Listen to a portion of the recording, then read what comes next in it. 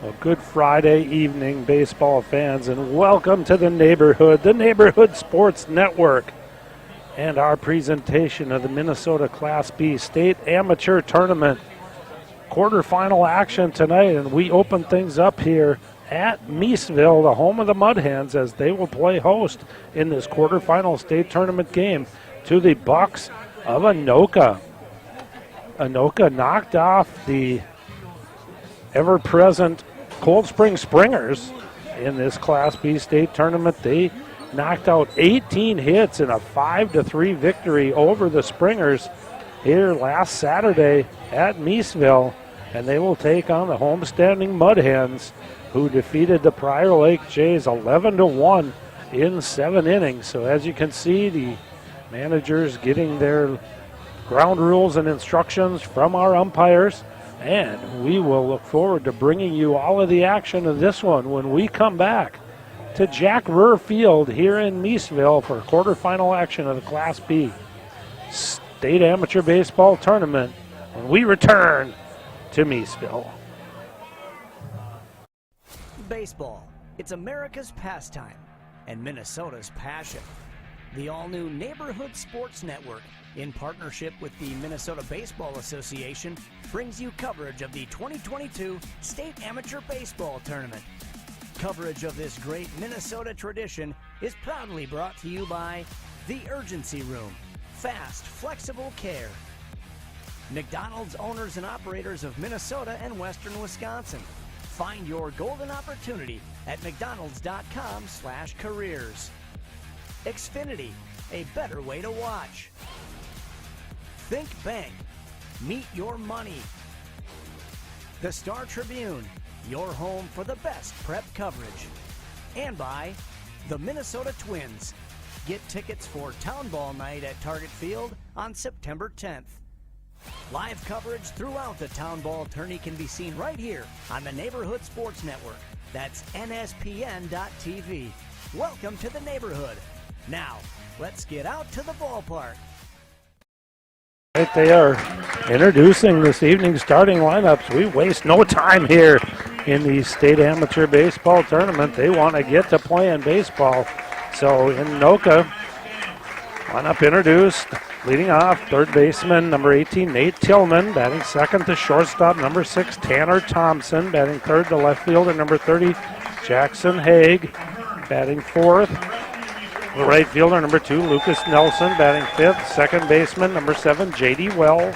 Batting sixth, the first baseman, Logan Piero. Batting seventh, designated hitter, Taylor Nelson. Batting eighth, the pitcher, Hunter Smith. And batting ninth, the catcher, Garrett Hoffman. And now let's pause for our national anthem.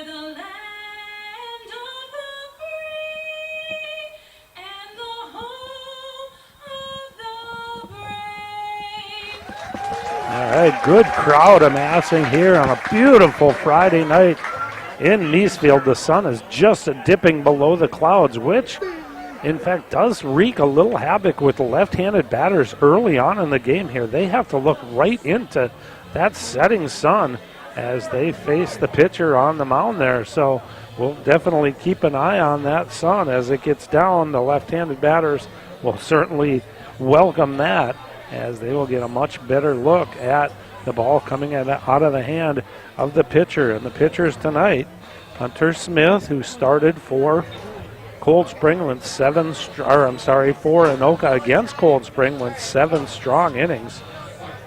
Gave up just 5 hits, 2 runs, both of them earned, and he'll face Riley Ahern, who started the game for Miesville against Prior Lake. That game was suspended after 5 1/3 innings, so Riley Ahern stepped aside and handed it off to his brother Shannon to close out that 7-inning victory over Prior Lake. So the bracket sets up this way. Miesville and Anoka get things going here tonight. The winner of this one advances into the semifinals, and that's where the double elimination portion of this tournament begins. So very important to get into that semifinal round. Then you kind of got a couple of cracks at it.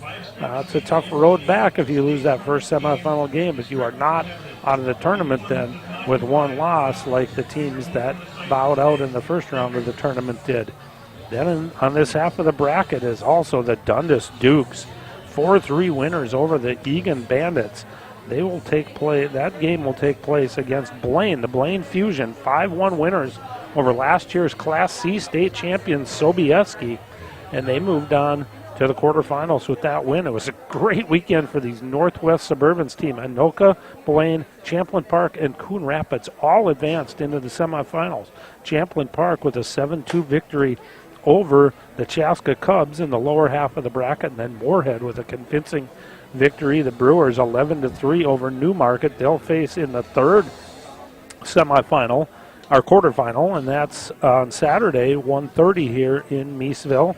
And then the final quarterfinal, the Rochester Royals, 4-0 winners over the Hamel Hawks, will take on the Coon Rapids Redbirds, the upstart Coon Rapids Redbirds, who knocked off 4-time defending state champion Chaska 3-2 in a very exciting game played here at Miesville that went into the next day. The last out was recorded just past midnight, and that sets up our quarterfinal matchups. Anna Hearn fires a strike into Nate Tillman, who leads things off here for Anoka, and it'll be a job of Ahern and Miesville to try to keep Nate Tillman off the bases. He was 5 for 6 with 2 runs scored and 3 RBIs in their win over Cold Spring. And Ahern comes out firing strikes. He works from the stretch the whole time. So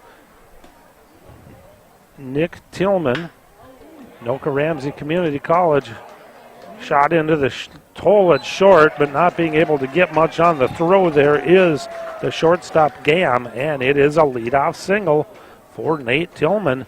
Takes that no ball, 2-strike pitch and finds that hole in between short and third. Gam did a nice job of cutting it off, but going away from first base. Couldn't get much on that throw, and with good speed at the top of the order, Nate Tillman is on base with the first base hit of the game. Defensively for Miesville, Brock Reinhardt behind the plate. Ronnie Sweeney at first. Brian Sprout at second. Max Morris at third.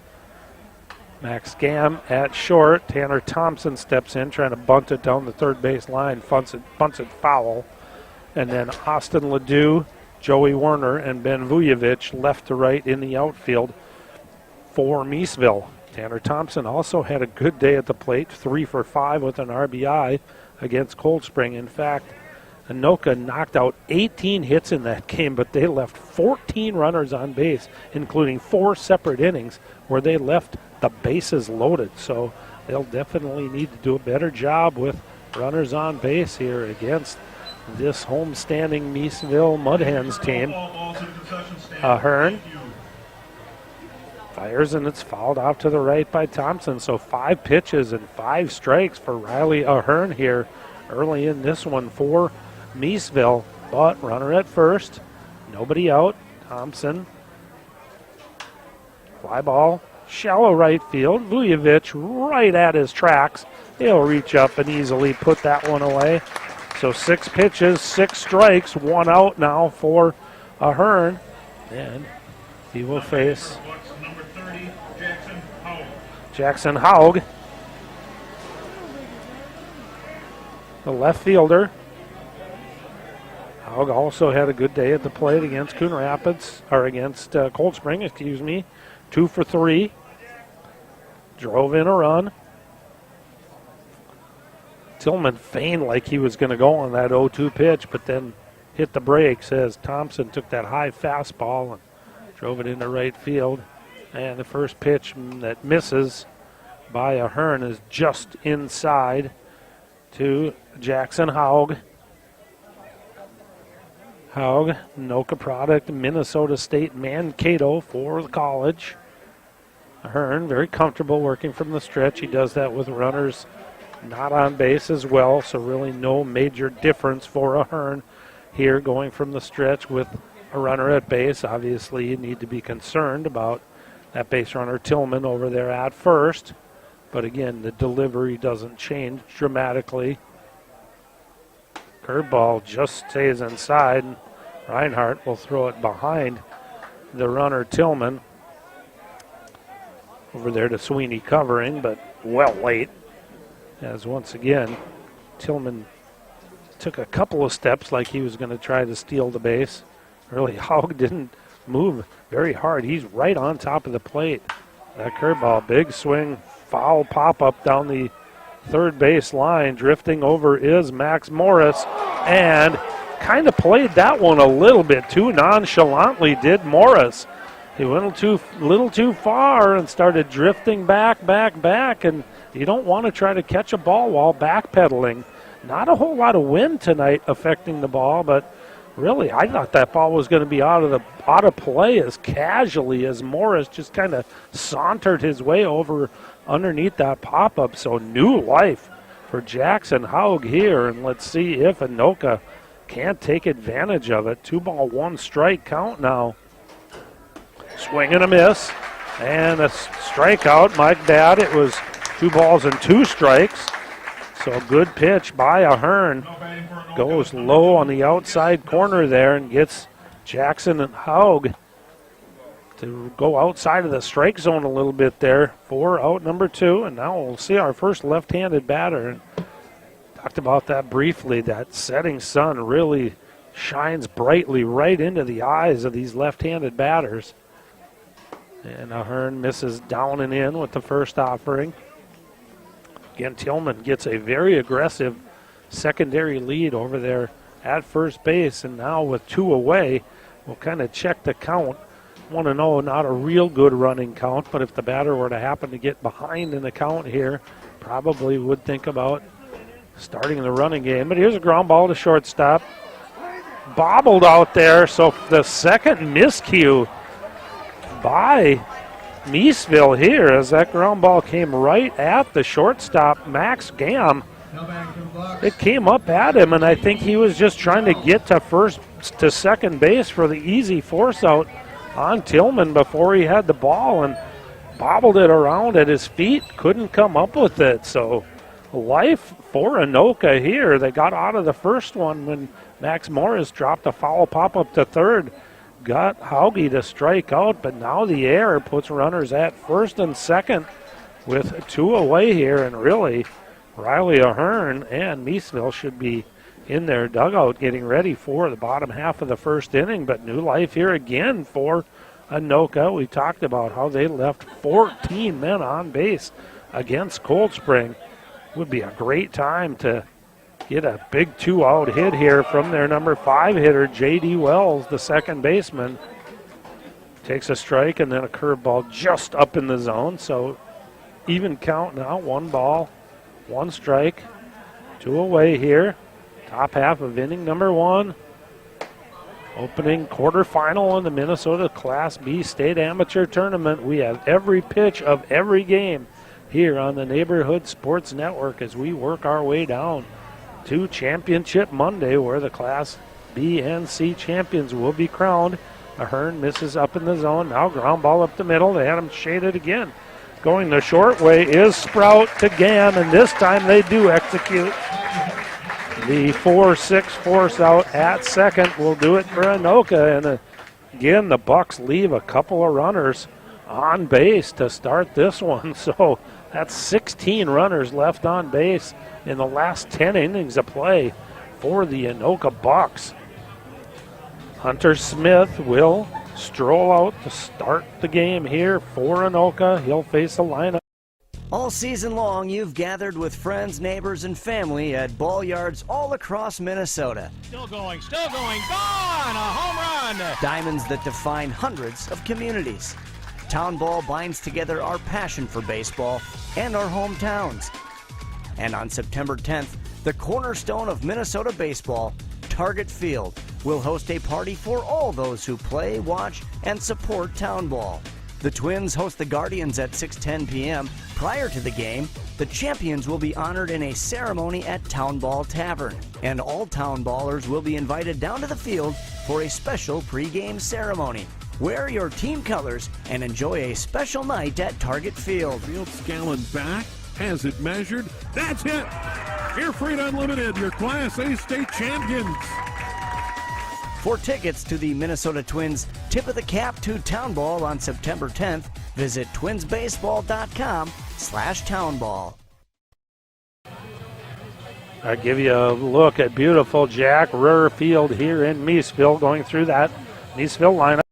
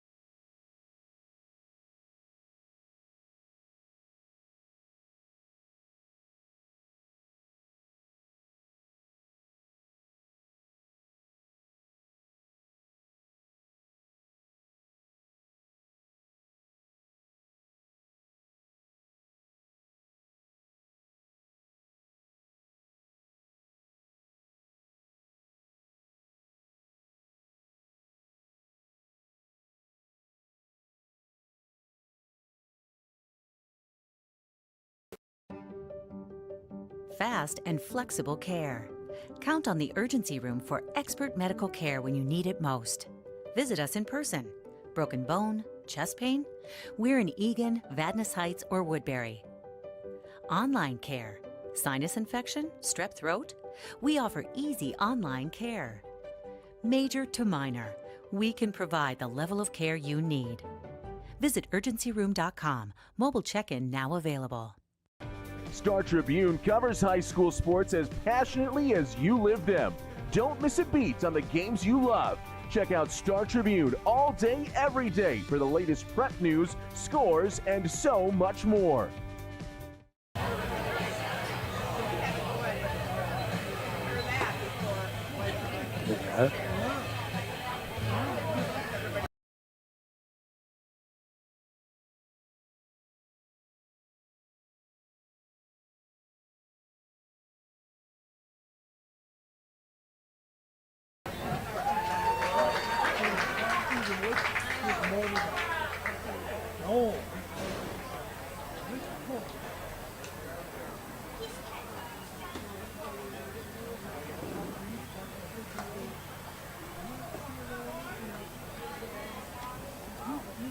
Max Morris will step in here.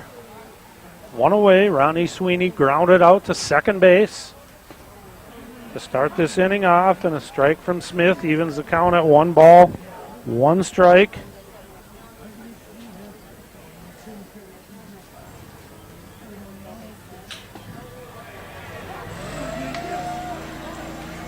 Morris takes called strike 2, 1 ball and 2 strikes. Apologize about that out there. We may have lost audio for just a little bit there, but you were able to follow the action along on the video, and you saw that Anoka went down 1-2-3 very quietly in the top half of the second. Strikeout of Piero, pop out, a good play by the third baseman Morris, and then a ground out to second. And now Max Morris, who made that good play defensively, lines it into center field for a base hit. It's a 1-out base runner after Ronnie Sweeney grounded out to second base to start this inning. So no score here. Bottom half of inning number 2. Quarterfinal action in the Minnesota State B Amateur Baseball Tournament. And Max Gam will step in, takes a strike on the outside corner from Smith, the Johnny, by way of Anoka High School. Did the job taking out the Cold Spring Springers, holding them to just 2 runs. Chopper to third. They'll get the out at second, over to first, not in time to get Gam hustling down the line. So not a real hard hit ball over there to Tillman at third. He made a strike throw to Wells covering at second. Wells, a nice turn, but with that ball not being hit all that hard down that third base line and Gam hustling up that first base line, they were able to just get the 1 out. And as we talked about, that sun is just setting down below the tall 20-foot high fence in left field, so really should not play a factor anymore in this ball game. A scoreless game here. And Brian Sprout playing second base here tonight for Miesville, steps in, turns on one, drills it deep to left field. Going back is Haug, looks up, and that ball is gone! 2-run home run for the number 8 hitter in the lineup for Miesville, Brian Sprout. He got a pitch down in the zone and just went down, pulled it down that left field line, and got it up and out of Jack Ruhr Field, much to this delight of this very partisan Miesville crowd here tonight. So on the board are the Miesville Mudhens. They get a 2-out, 2-run home run from Brian Sprout and jump on top of the Bucs here, 2-0. So Brian Sprout, he of a illustrious career with the St. Paul Saints after a tremendous career down in Northfield for St. Olaf, puts the Mudhens on top. First pitch swinging, Brock Reinhardt lifts it to shallow right field. In a couple of steps is the right fielder Nelson, and on one pitch, Brock Reinhardt is retired, but not before the damage is done in the bottom half of inning number 2. Brian Sprout with a clout over the 20-foot high wall in left field, out towards that corn out there in this field that is reminiscent of the Field of Dreams, surrounded by cornfields.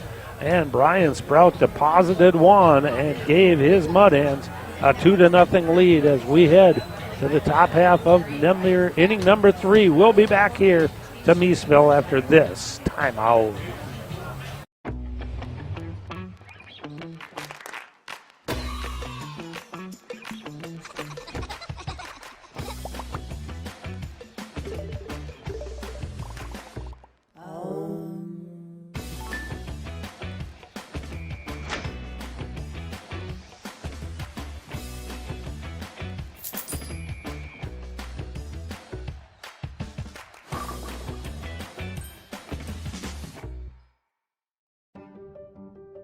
Fast and flexible care.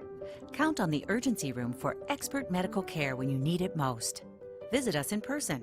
Broken bone, chest pain? We're in Eagan, Vadnais Heights, or Woodbury. Online care. Sinus infection? Strep throat? We offer easy online care. Major to minor, we can provide the level of care you need. Visit urgencyroom.com. Mobile check-in now available. Sometimes that happens. My scoreboard at McAllister is malfunctioning. It's just terrible. And by mistake, somebody went and turned the main power switch off and turned it back on again. Worked perfectly. All right, back here at Jack Ruhr Field in Miesville. And Brian Sprout placed in the number 8 spot in the order for the game tonight. Gives Miesville a big lift with a 2-run, 2-out home run to give them a 2-0 lead as we go to the top half of inning number 3. And number 9 hitter Garrett Hoffman goes after a high fastball from Ahern and pulls it foul down the third base line. It's really the only thing you might be able to say that Anoka could take from that top half of the second inning is they didn't leave anybody on base. It's kind of been a little bit of an Achilles heel for Anoka through their first game and 2 innings of this one, leaving 16 runners on base through those 10 innings. But they went down 1, 2, 3.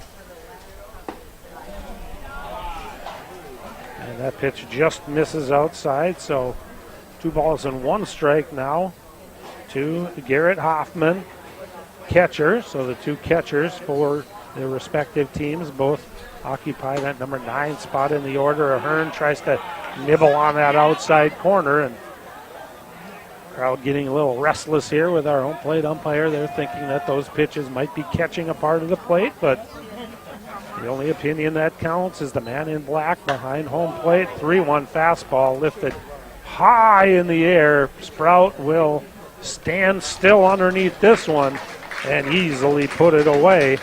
So on a 3-1 offering, Hoffman had a good swing at it, but just got underneath it and popped it up in the infield. And that'll turn the top of the order over to Nate Tillman. And once again, Ahern and Miesville will try to keep Tillman off the bases, but nobody's been successful in doing that so far here in this state tournament. 6 for 7 is Nate Tillman leading off for Anoka. Big cut on a 1-0 offering. Fouled it back off the catcher Reinhardt, so even the count now at 1 ball and 1 strike.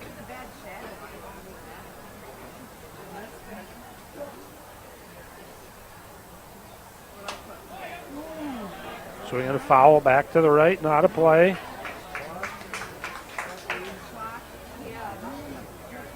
One ball, 2 strikes, but it was a no ball, 2 strike count that Nate Tillman pulled into the hole between short and third. The shortstop Gam fielded it, but no chance to make a play. Now drive out into left center field. Converging over are both Ledoux and Werner, and Werner cuts right in front of the center, or Ledoux cuts right in front of the center fielder Werner, and grabs that one. So not sure if Werner was calling that ball and Ledoux just didn't hear him, or Ledoux was calling for it and Werner gave way. But normally center fielder is the captain of that outfield, and if he calls for a ball, those corner outfielders really should give way. But nonetheless, Ledoux reached up and made a cap-high catch. Put it away for out number 2, so sigh of relief here for Ahern and Miesville, keeping Nate Tillman off the base paths. First offering to Tanner Thompson, misses, and then he fouls one back out of play off to the right. So the orange-cladded Bucs of Anoka taking on the blue-cladded Mudhens of Miesville here in our first state Class B quarterfinal. The pitch from Ahern is in there for a fastball. Ahern, the right-hander, Foley Angels High School, and then St. Cloud State University to pitch. And that pitch just misses down low. 2 balls, 2 strikes now. 6 in a row set down by Ahern, and actually the strikeout of Haug and then the error by the shortstop. Otherwise, really should be 8 in a row set down by Ahern, but misses with the curveball there at 2 balls and 2 strikes. So we run the count full now. 3-2 to Tanner Thompson. Thompson flew out to right in his first at bat. Little chopper, that's going to be a tough play. Gam on the run, makes the throw, but not in time to get Tanner Thompson. So 2 hits on the board for Anoka. Both of the infield variety. One deep into the hole to the shortstop, and then that one off the bat of Thompson. Really, Ahern was the only one who possibly was going to be able to make a play on that one, likely, and get the out at first. Gam made as good a play as you can make on the ball, but his throw was not nearly in time to get a hustling Tanner Thompson, and that'll bring up Jackson Haug. Haug struck out in his first plate appearance. Misses low and away on the first one, so 1 ball and no strikes. Got second life after the third baseman Morris dropped a foul ball pop-up off his bat. Now that ball ricochets off the right shin guard of Reinhardt up and over the screen to the right of home plate. And they have 1 ball and no strikes up on the scoreboard. I think the count is 2 balls and no strikes, and now runner does get into scoring position. Reinhardt tried to get over and use that right shin guard to block it, but didn't quite get enough of it. A ricochet just off the right of it and went up and over the screen, out of play. So 1 base from the hand when a pitcher throws a wild pitch that goes out of play. Thompson made a huge turn at second base, thinking he could maybe get third, but the umpire, seeing that that ball went out of play, deemed it a dead ball and told Thompson to take his base at second. Hard ground ball down the third base line, but well foul.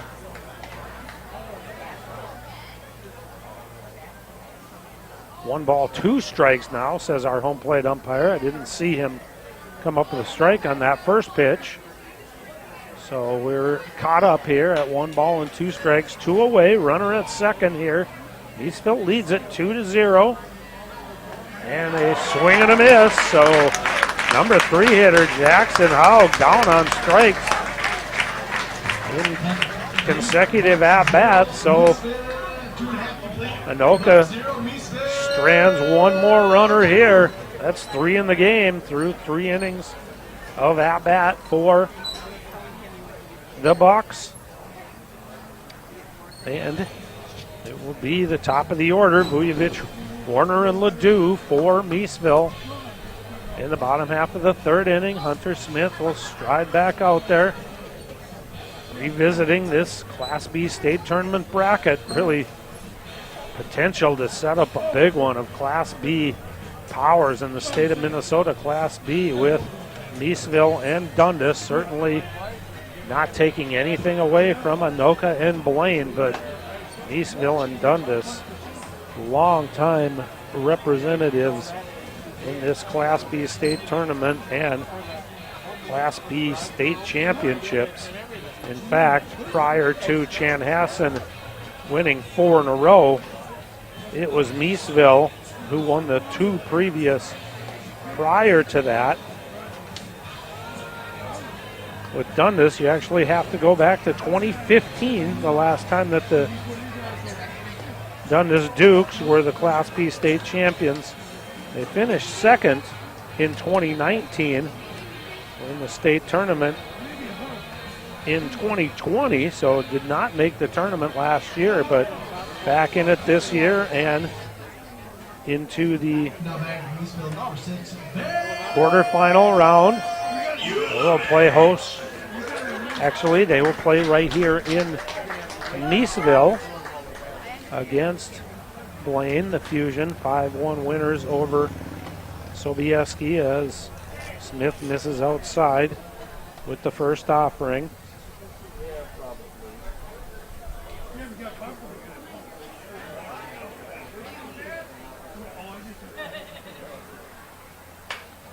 Little looper out towards short. One step back is the shortstop Thompson, and then comes in to put it away. So Vujovic going the opposite way.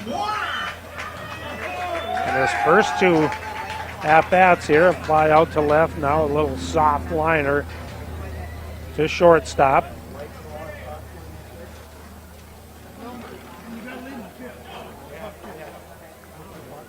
And it'll bring up Joey Werner. Two-hitter in the order. Werner grounded out to second in his first plate appearance. Takes a pitch for a ball. Smith back, misses low and away. So Joey Werner ahead in the count here. 2 for 4 in this state tournament for Werner. Big swing, lifts it high in the air to left field. Should be an easy play for Haug out there. Underneath the lights here at Jack Ruhr Field in Miesville, and Haug no problem with the cap high catch there. Put that one away. So 2 quick outs here in the bottom half of inning number 3. The difference so far in this one. 2-run home run off the bat of Brian Sprout. In the bottom half of inning number 2, it was with 2 outs.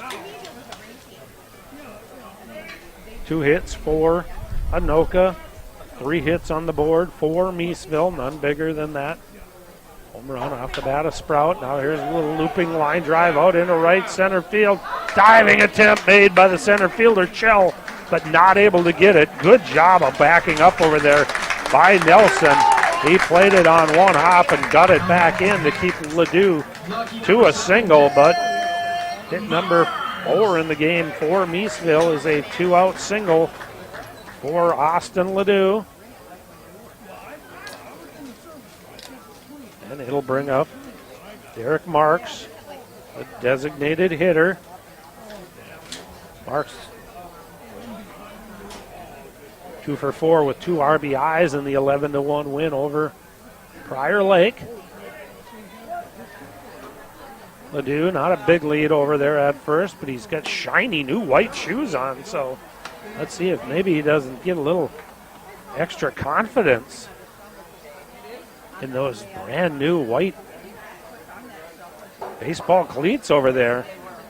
Pitch to Marks is outside for a ball. And coming back inside was Smith, and it was a big cut by Marks. He tried to pull one down that left field line.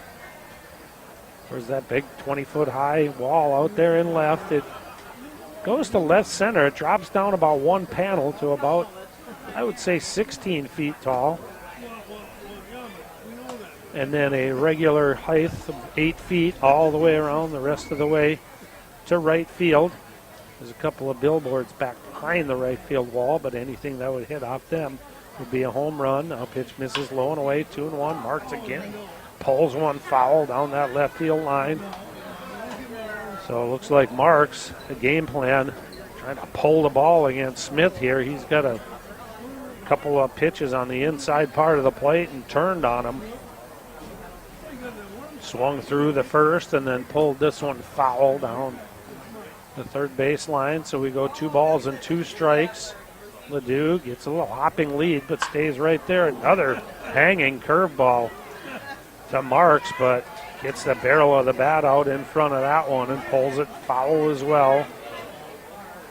Smith missed the throwback and thought he had to hustle back after it, but then realized it was a foul ball, so the ball is not live for Ledoux to probably try to swipe second base on an errant throwback from the catcher Hoffman. Instead, he just saunters back and will save the energy for this pitch. And now another one that comes too far inside and hits Derek Marks.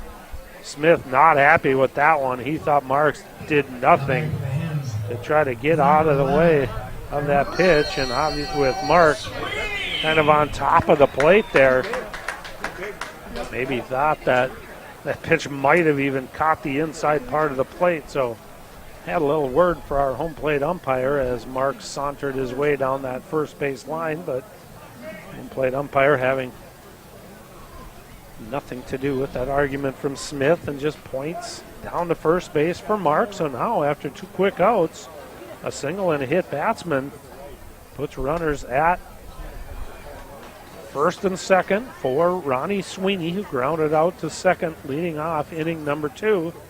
Takes the first pitch for a ball. So again, left-handed batters now with that sun underneath that cornfield out there have no problem seeing that baseball. Hooks one down the right field line. That's going to be fair. That's going to go into the corner. Ledoux is in to score. It's a long single for Sweeney as the right fielder Nelson got over and cut that ball off nicely. But by the time he could get it in, Ledoux was in with run number 3 of the game for the Mudhens. All 3 runs coming with 2 outs here. Derek Marks around a third. So Ronnie Sweeney, who we did not see in the opening round game for Miesville, gets the start here and batting cleanup.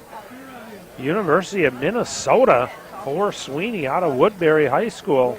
So Sweeney now just takes off for second and takes the base as Anoka won't make the play on him. They just go ahead and give him the base at second. So Sweeney maybe tried to draw a throw and give Marks an opportunity to score from third, but Anoka, they'll take their chances here with Max Morris, who singled in his first at bat. So what looked like a quiet bottom half of the third inning here after a pop out to short by Vujovic and a fly out to left by Werner, but suddenly a base hit, a hits batsman, and then a loud single down the right field line by Sweeney. Ground ball to short, one play for Thompson. It's to first, and the throw is easily in time to Piero, so they do strand a couple of runners on the ground out by Max Morris, but Miesville comes up with another big 2-out RBI hit, this time from their number 4 hitter, first baseman Ronnie Sweeney. And we are through 3 innings of play, and Miesville leads this one 3-0, and we're back to Miesville in the Minnesota State Class B State Amateur Baseball Tournament here on NSPN.TV.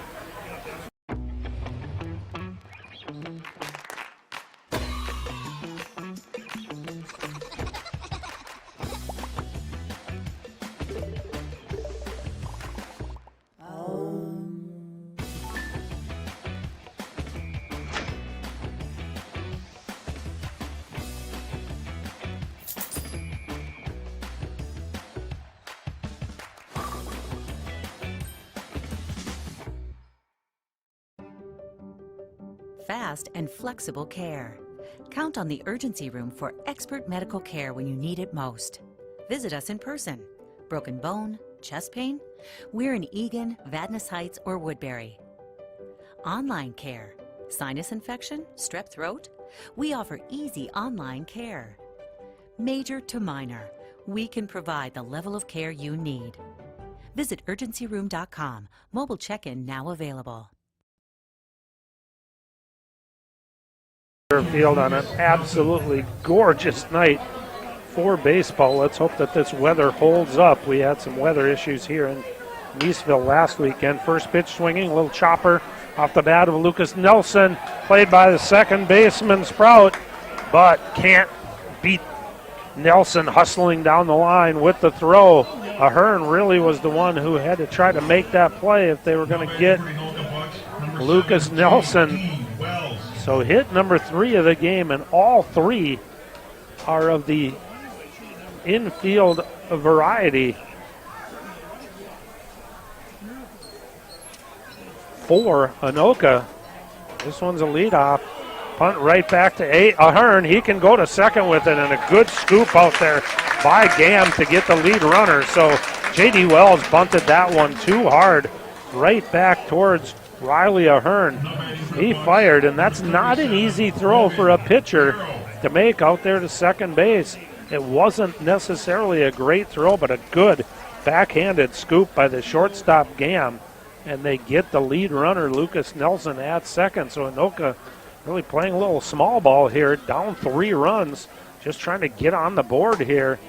Bunting with their number 4 hitter in the order, Lucas Nelson, but unsuccessful as he bunted it pretty much straight back at Ahern as he was coming off of his delivery.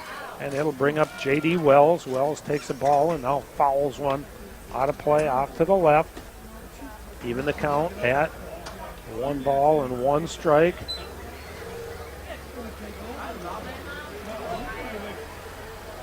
Top half, inning number 4 here. Miesville, 3-0 lead on the back of 2 big, 2-out RBI hits, a home run by Sprout, and a long, loud single by Sweeney. Curveball from Ahern just hangs up in the zone, so 2 balls and 1 strike to Logan Piero, the number 5 hitter in the lineup, first baseman. Check swing by Piero.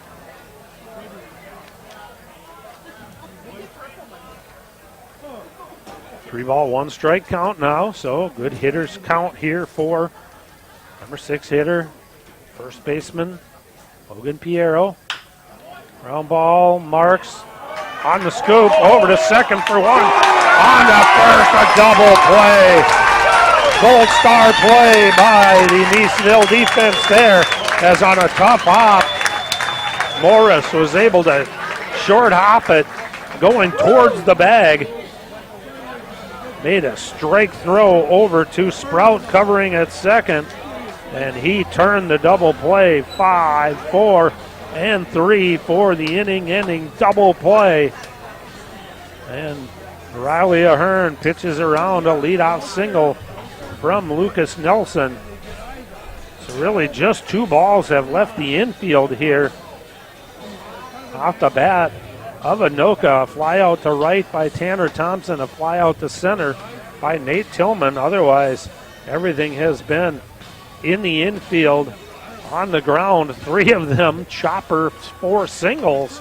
But once again, another runner left on base by Anoka. This time it was erased by a ground ball double play, so officially not a runner left on base, but still a leadoff single. And to have that runner cut down on a double play, granted it was an excellent defensive play started by the third baseman, Max Morris. Tough pop, came up with it, fired a strike to Sprout, who turned the double play on Piero, and got the Mudhens up here for the bottom half of inning number 4. Gam, Sprout, and Reinhardt, 7, 8, and 9. But remember, in the bottom half of inning number 2, it was the 7 hitter, Gam, who hit into a fielder's choice, beating out a ground ball to third base. And that was a big play by Gam to beat that throw, because that allowed Brian Sprout to come up with 2 outs and hit a 2-run home run. Now roll over on a ground ball to Tillman at third. Tillman is up with it, and he'll fire a strike over to Piero, so out number 1. Bottom half of inning number 4 here for Hunter Smith. And Brian Sprout gets a nice round of applause here from this mostly partisan Miesville Mudhen crowd. They know and enjoy their baseball here at Jack Ruhr Field. They check on a check swing by Sprout, and our first base umpire says that Sprout did not go on that curveball. Running away from Sprout. Fastball at the letters. Good movement on that one from Hunter Smith, but up in the zone, so Sprout will take that one. Even the count at 1-1. Fastball just misses off the inside corner. 2 balls and 1 strike. So neither pitcher really showing much emotion. Been a very consistent, good strike zone from our home plate umpire tonight. All you can ask for, curveball lifted into shallow center field. Drifting back a couple of steps is Chell, but he easily gets there in time and reaches up and puts it away. So they retire Sprout. So on a curveball running away from Sprout, he tried to pull that one and really got it out off the end of the bat. So 2 away here, and Smith needs to kind of bear down. This is where Miesville has done their damage. 2-out, 2-run home run, and then with 2 outs, they put together 3 hitters to manufacture a run. And again, first pitch swinging. Reinhardt lifts it out to left field, drifting back to the warning track is Haug, but puts it away. So catcher Brock Reinhardt has seen 2 pitches and hit 2 fly ball outs. Here, this one ends a very quick bottom half of inning number 4 for Hunter Smith and the Anoka Bucs. We are through 4 complete innings of play. Miesville leads it 3-0. We come back to Jack Ruhr Field. After this timeout, you're watching the Minnesota Amateur State Baseball Tournament on NSPN.TV. Star Tribune covers high school sports as passionately as you live them. Don't miss a beat on the games you love. Check out Star Tribune all day, every day for the latest prep news, scores, and so much more.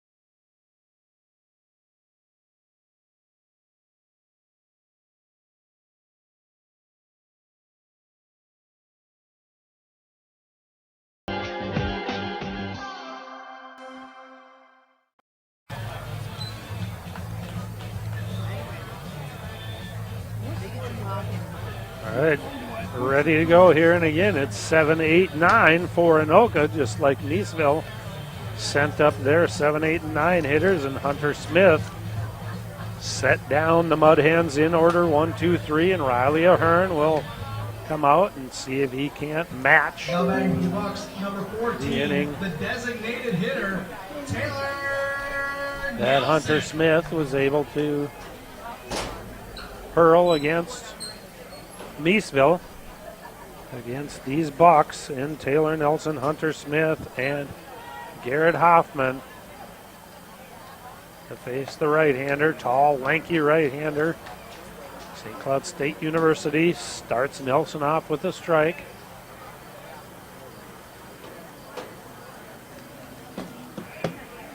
Pitch misses down and away. Good pitch there. After catching the outside corner, tries to get Nelson and maybe chase something off the plate. Now pitch up in the zone. Fouled back and out of play. Concession stand, get yourself a hot dog. Even the count at 1 ball and 1 strike here. Make it 1 ball and 2 strikes and a swing and a miss by Taylor Nelson.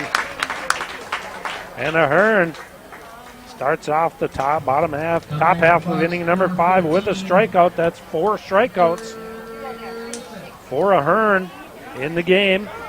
And Hunter Nelson steps in. Nelson grounded out. The second baseman to end the top half of inning number 2, and Ahern just misses off the outside corner with the first offering. So 3 infield singles so far for the Bucs, and Ahern misses down and in here. So a battle of central Minnesota here as the Husky Ahern takes on the Johnny in Hunter Smith, and Smith ahead in the count. 2 balls and no strikes. Left-handed batter, Smith now takes that one in the dirt. So first time tonight that we've seen Ahern get behind a batter, 3 balls and no strikes. He's been down 3-1 on a couple of different occasions, but has been able to get out of that. Hasn't walked a batter so far in this one, so he'll have to come back here and catches the outside corner with that fastball to Smith. So 3 balls and 1 strike. Ahern again works from the stretch, regardless if there's runners on base or not, and catches the inside corner at the knees. So an excellent 3-1 pitch from Ahern there to run the count full now. 3 balls and 2 strikes. Smith trying to get a base runner here for Anoka. They're down by 3, and that one misses down and in. So the first free pass of the game is to the number 8 hitter, Hunter Smith, by Riley Ahern, and Garrett Hoffman will step in. Ahern will try to see if he can't get Hoffman to roll one over here as well. He got an inning double play on an excellent defensive play from his corner infielder, Max Morris. So with 1 away and Hunter Smith on first, Smith not much of a lead over there, so doesn't look like he's going to be going anywhere as Ahern catches the outside corner with a fastball to the number 9 hitter, Garrett Hoffman. Hoffman did ground out to Sprout at second, leading off the third. Curveball, check swing, and it's a called strike. So no reason to have to appeal as our home plate umpire came up and rose that right hand up. No balls and 2 strikes. So let's see what Ahern does here with the number 9 hitter in the order, whether he just goes right at him or tries to maybe waste one. Good 0-2 pitch there. Just at the top of the strike zone. Hoffman with a good take. So might be trying to set Hoffman up with something down and away here after they went up in the zone at 0-2. Maybe can't seem to get him to roll one over. It is a curveball, low and away. Good take by Hoffman there as well. So right back into the at-bat here, count-wise, is Garrett Hoffman. 2 balls, 2 strikes. 1 away here, ball gets loose down out in left field, and they'll have to call time as Ledoux runs over and sends that ball back over. Certainly don't think that there's anybody warming in the bullpen down there, just some kids playing some ball here at Jack Ruhr Field in Miesville. 2-2 offering, swung on and missed.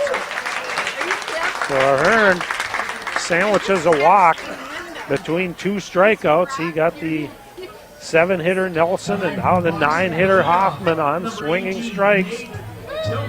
2 strikeouts in the inning, 5 in the game for Ahern, and here comes the dangerous Nate Tillman. 6 for 8 in this state tournament is Tillman. And a good pitch to start the at-bat by Ahern. Catches the outside corner at the letters there. So Tillman, not much he can do other than just let that one go by and try to get a better one here. Curveball on the outside corner. So again, Riley Ahern getting ahead of these Anoka Bucs batters. He got ahead of Garrett Hoffman, and then on a 2-2 pitch, got him on a swinging strike. Now 0-2 on Tillman. Curveball down. Tillman thought about it, but held up. So out of Anoka to Anoka Ramsey Community College, the Ram, Nate Tillman. Obviously seeing the ball well here in the state tournament. Now again, Ahern goes 2-2 after getting ahead in the count. No balls and 2 strikes. Tillman doesn't chase up and away there. Hunter Smith not really extending that lead over there at first. Doesn't look like He's a threat to go here. 2-2 is a very good running count because you got your leadoff batter on here. If you would happen to get thrown out stealing, he would start the next inning with a fresh count, but you also don't want to run yourself out of the opportunity with the top of the order here. So Smith stays put, swing and a miss. Ahern strikes out the side, and a big strikeout over the hot-hitting Nate Tillman is the end of the top half of inning number 5. So a briskly moving quarterfinal state tournament game here between Anoka and Miesville. We're halfway through it, and Miesville leads it 3-0. Back for the bottom half of inning number 5, top of the order for the Mudhens. When we come back, you're watching the Class B State Amateur Tournament on NSPN.TV. Join our team while supporting yours. The all-new Neighborhood Sports Network, NSPN.TV, is looking for camera operators and broadcasters for our live game streams. The atmosphere of sporting events can't be beat. Be a part of the action with flexible scheduling and guaranteed game rate pay. If you're a student or adult looking for an opening into the world of sports media, or to just make a little extra cash, send us an email at jobs@nspn.tv. Welcome to the neighborhood. I can't.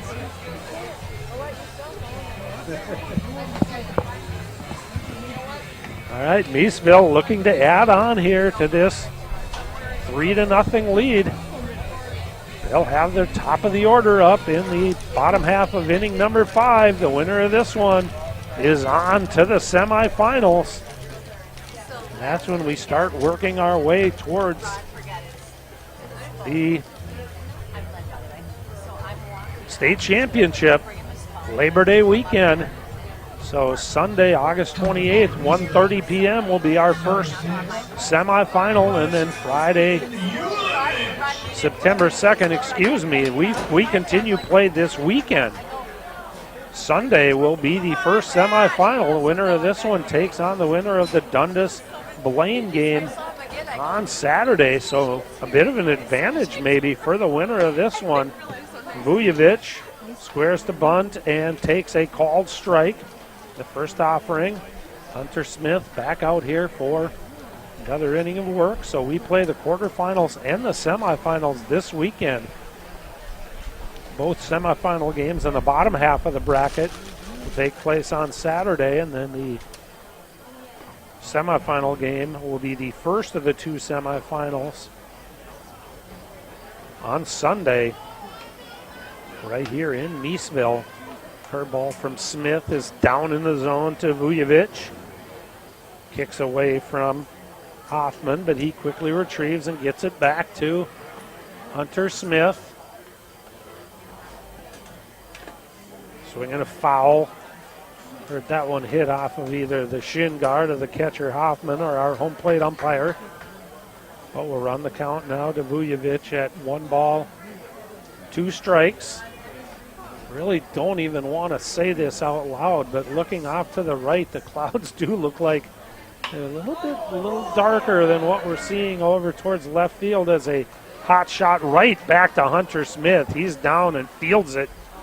Will run over towards his first baseman Piero and a soft toss to get Vujovic. So 0 for 3 in the top of the order for Vujovic. Really, Hunter Smith has done a nice job against the top 2 batters here in the Miesville lineup. Vujovic and Werner 0 for 5 here, with Werner getting his 3rd crack at Hunter Smith. But Austin Ledoux in the 3 spot, 2 for 2. Ronnie Sweeney in that number 5 spot in the order, 1 for 2 with a ringing loud single down the right field line to drive in a run in the 3rd. So Smith try to keep Werner off the base paths here, but falls behind. 2 balls and no strikes as that curveball rides in on Werner. Ledoux with a 2-out single in the 1st and led off the 3rd with a single and came around to score on that base hit down the right field line off the bat of Ronnie Sweeney. And now pitch misses just off the outside corner. Werner taking all the way on that one, takes all the way on this one, and that's right in there for strike one, 3 balls and 1 strike. Joey Werner sports number 98 for the Mudhens here, so maybe a fan of Jaromir Jagr or another one of those hockey players. Lifts a foul down the third base line. Long run for the shortstop Thompson. He called off the third baseman Tillman and made the catch just on the foul side of the third base line. Werner unhappy with himself for missing that 3-1 offering from Smith. So 0 for 6 in front of the number 3 hitter, Austin Ledoux, for Vujovic and Werner, but Ledoux will try to get something going with 2 outs here. That's been the magic number for Miesville here in this one. 2-out home run from Sprout in the second, but they're not going to get anything going here as Smith will take this one himself. Snared that broken bat ground ball. You could hear that ball snap, or that bat snap in the hands of Austin Ledoux. So now 7 straight set down by Hunter Smith as he got the last out of the third, a ground out by Max Morris, and then 1, 2, 3 innings in the 4th and the 5th. So good job here through the middle part of this ball game by Hunter Smith, holding Miesville down. Still just a 3-0 lead. 5 runs on the board for the Mudhens, 1 error charged against each team. But Riley Ahern has done the job so far on the mound for the Mudhens. He's held Anoka to just 3 infield singles, stranded 2 runners in the first, induced a inning-ending ground ball double play in the 4th, and then stranded a runner at first, striking out the side. So Ahern looking like he's getting stronger through these middle innings. Had 3 strikeouts through the first 4, but then strike out 3 batters in the bottom half of inning number 5. And will face the 2, 3, and 4 hitters here, Thompson, Haug, and Nelson in this top half of inning number 6. Again, fairly briskly played ball game. We're just over an hour into this one and getting into the top half of the 6th inning. Both pitchers staying right around the strike zone. Ahern with just 1 walk in the game. Number 6, the shortstop, Tanner Thompson. And Smith for Anoka has not walked a single Mudhen. Did hit Derek Marks with a 2-2 pitch and was not happy about it. Let the home plate umpire know, but was able to get out of that inning, giving up 1 run as he got Morris to ground out to end the inning. But that hit batsman did come into play as it moved up the runner, Austin Ledoux, to second base, and he scored on the single by Sweeney. And now the first pitch is a called strike, and then a curveball misses outside to Tanner Thompson. Thompson has 1 of the 3 infield singles for Anoka. Takes a strike there, right down Broadway, 1-1 pitch. So Thompson obviously was not looking for a fastball there. He watched that one go right down the heart of the plate. So now ahead again in the count is Ahern, 1-2. Chopper back to Ahern. He knocks it down. He'll have to scramble and make a strong throw over to Sweeney at first. And he does. So a hard hit ground ball off the bat of Tanner Thompson. Back to Ahern. It looked like he was going to field that ball shoulder height, but it just squirted out the end of his glove. Then he had to scamper off the mound and didn't really have a lot of time to set and make a throw, but kind of off balance. Made a good, strong throw over to his first baseman, Sweeney, and got the hustling Tanner Thompson running down the line. So out number 1 on a comebacker to Ahern, and now it will be Jackson Haug stepping in for Anoka, and Haug trying to figure out Riley Ahern here. Struck out in both of his first 2 plate appearances. Takes ball 1, but then a chopper foul on the third base line. So run the count even here at a ball and a strike. Jackson Haug 2 for 3 with an RBI against Cold Spring, but no such success against Riley Ahern here. 2 strikeouts. That pitch just misses off the outside corner. Reinhardt tried to sneak that one back into the strike zone and steal a pitch there, but our home plate umpire, who's been very good and very consistent tonight for these 2 teams, deemed that one missed outside. Fly ball, shallow center field. Sprout goes out and gives way to Werner, and Werner had not called Sprout off, and the ball lands in the outfield for a base hit. So that one won't go down as an error, but another sloppy defensive play defensively by Miesville as Brian Sprout went back confidently, looked like he was going to get under that pop-up off the bat of Jackson Haug, but then all of a sudden gave way to the center fielder, Werner, who clearly did not call Sprout off because he was not coming full speed towards that pop-up. And when Sprout gave way, that ball just landed softly into that short right center field area. And it's a 1-out single for Haug. Haug, a little bit of a lucky charm here tonight. He had a pop-up in the infield that the third baseman, Max Morris, dropped in foul territory, gave him another shot. Now didn't take advantage of that one, ended up striking out, but here on a fly ball, it fell in front of Werner and behind Sprout, but first pitch swinging, Lucas Nelson lifts a fly ball out into center field. No doubt who's going to catch this one. It's the center fielder, Werner. He's under it and puts it away. So pitch outside part of the plate that Jackson Haug lifted into medium deep center field, but no problem in the deepest part of the ballpark out there for the center fielder, Joey Werner, to get under it and put it away. So 2 away now as Riley Ahern tries to strand another Anoka Bucs base runner here, and J.D. Wells takes a curveball up in the zone. Wells 2 ground balls. Both have turned into fielder's choice at second base.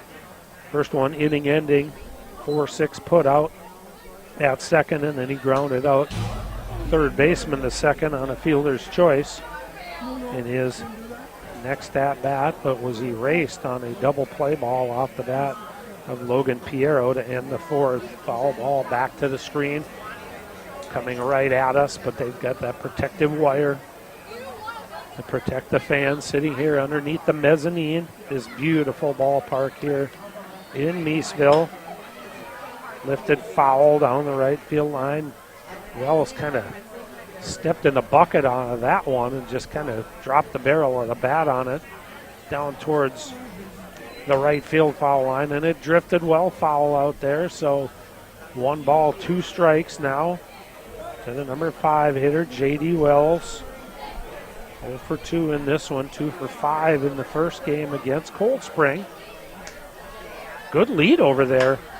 There's a hard hit ball into center field, but it's right at the center fielder, Werner.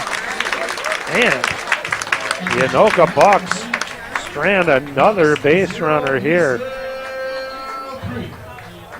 That's 5 base runners stranded plus a ground out into a double play for the Bucs here. So Ahern has given up some base runners, but has been able to work his way out of each of those innings and hold Anoka scoreless. We'll head to the bottom of the 6th. Come back to Miesville with that action for you here on the Neighborhood Sports Network after this timeout.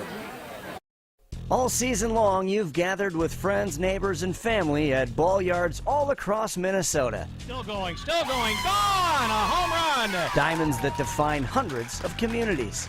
Town Ball binds together our passion for baseball and our hometowns.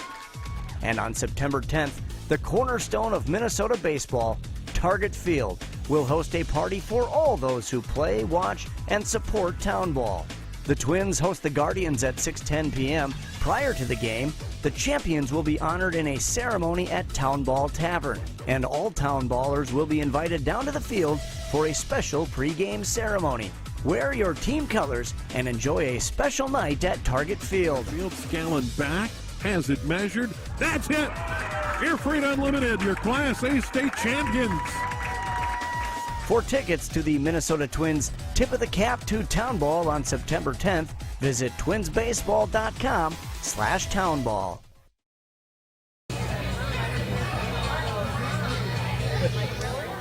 Now batting for the Hens, number 7, Derek Marks will step in to lead things off here in the bottom half of inning number 6. Miesville on the back of 2 big 2-out hits. Leads this one 3-0. Riley Ahern spinning a 4-hit shutout so far through 6 innings. Stranded 6 base runners and got a double play ball, so doing a nice job of working out of any would-be threats for Anoka. Marks, a hard line drive right over the third base bag. Marks is gonna churn around first base and slide into second with a leadoff double. So Derek Mark took a high fastball, pulled it hard right over the third base bag. Our home plate umpire came up immediately, pointed to fair territory. So a second extra base hit of the game for Miesville is a leadoff double for Derek Marks. Second time on base here for Marks, and now let's see if Ronnie Sweeney, who drove in the third run of the game for Miesville with a hard line drive down the right field line that was hooking but stayed fair inside the line, takes a strike from Smith to start the at-bat. So Sweeney will try to pull the ball here as well. Gets a breaking ball, stays over the heart of the plate. Tried to yank that one as well, but just got a piece of it and fouled it back to the screen. So no balls and 2 strikes. So now really Ronnie Sweeney wants to bear down and do what he can to pull a ball somewhere on the ground to the right side or lift one in the air to right field. Try to get Derek Marks over to third base. Pitch misses down and in. A good pitch by Smith there as he's trying to ask his catcher Hoffman where that pitch missed. From our vantage point up here, it looked like that one missed both down and in to the left-handed batting Ronnie Sweeney. Played for the University of Minnesota Gophers. Left-handed batter, and that one comes in and hits him. Not a good pitch by Hunter Smith there. 1 ball, 2 strike count on Sweeney, and he just came in with a fastball that Sweeney really didn't have a great opportunity to get out of the way of, but really didn't give the greatest of efforts to get out of the way of it either, because that's advantage Sweeney there behind in the count, and he's going to give you a pitch that you can go ahead and take on the meat part of that upper thigh. No problem for Sweeney to take that one for the team. Take his base. Now runners at first and second for Max Morris. Morris has grounded out twice, puts down a bunt. It's a good one. He deadened it nicely out in front of first base. Hunter Smith pounces on it, makes a good throw over to the first baseman, Piero, covering, and he had to really concentrate to make the play on that one because he had the base runner, Max Morris, bearing down on him, but he did a nice job just reaching in front of Morris and coming up with that one on the throw from Smith. Smith couldn't waste any time with that one. It was a nice bunt that was just deadened out in front of home plate. Had to be played by the pitcher. Now we're going to get a base runner here, a pinch runner for Derek Marks. It's going to be Cooper Smith to run. Smith, the youngster, hasn't yet graduated from high school. So a little more speed with the youngster at third in Cooper Smith. He runs for the designated hitter, Derek Marks. as Miesville looks to add on to this 3-0 lead, and a visit out to the mound from the Anoka Bucs management staff. He will bring the entire infield in here, so let's see what Anoka has in store. Second and third, one out. First base is open for Max Gam, but with Brian Sprout standing on deck, he of a big 2-out home run over the left field fence. I don't know that you necessarily want to either intentionally walk or pitch around Gam. Fly ball shallow right field. Nelson comes on. He's not going to be able to get there. It falls in for a base hit. Nelson has to play it on a bounce. Big wide turn at first by Max Gam. Throw behind, and he's able to get back in. So once Cooper Smith, the pinch runner, saw that that ball was going to fall off the bat of Gam or got onto the ground, he was able to trot home from third with the fourth run of the game. So Gam got jammed there, lifted it to shallow right field. No chance for Piero or Nelson to get there. It landed just fair inside that first base right field line, just outside of the infield cutout. And Max Gam had himself an RBI single. Now he dances off the bag at first, stays put. It's Brian Sprout, first pitch swinging, grounds it foul down the third base line. So first and third situation here for Anoka. They're down by 4, so they really need to try to cut off the run. They'll play the corner infield even with the bag, with Piero holding the runner on over there, and the shortstop Thompson, second baseman Wells at double play depth. And now they got a pickoff here, and he's going to try to get into a rundown enough to let the runner come from third. The throw back, and they get the runner Gam trying to dive back in. So Smith covering. It'll go 1-3-4-1 on the putout, on the pickoff of Max Gam, and a big out for the Anoka Bucs there.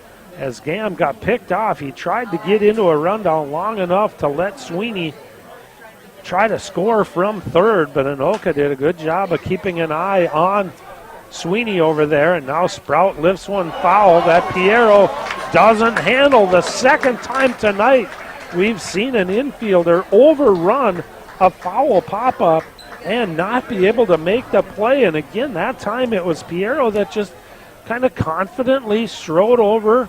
Sprout was already halfway to the dugout, figuring this at-bat and inning was over, but now a second chance and second life for Brian Sprout at 0-2, a runner at third base. Jam shot down the third baseline, so Smith at 0-2 decided to come inside on Brian Sprout. Sprout got the barrel out on it enough to chop it foul, stay alive, hopefully maybe get a better pitch that he can get those hands extended on.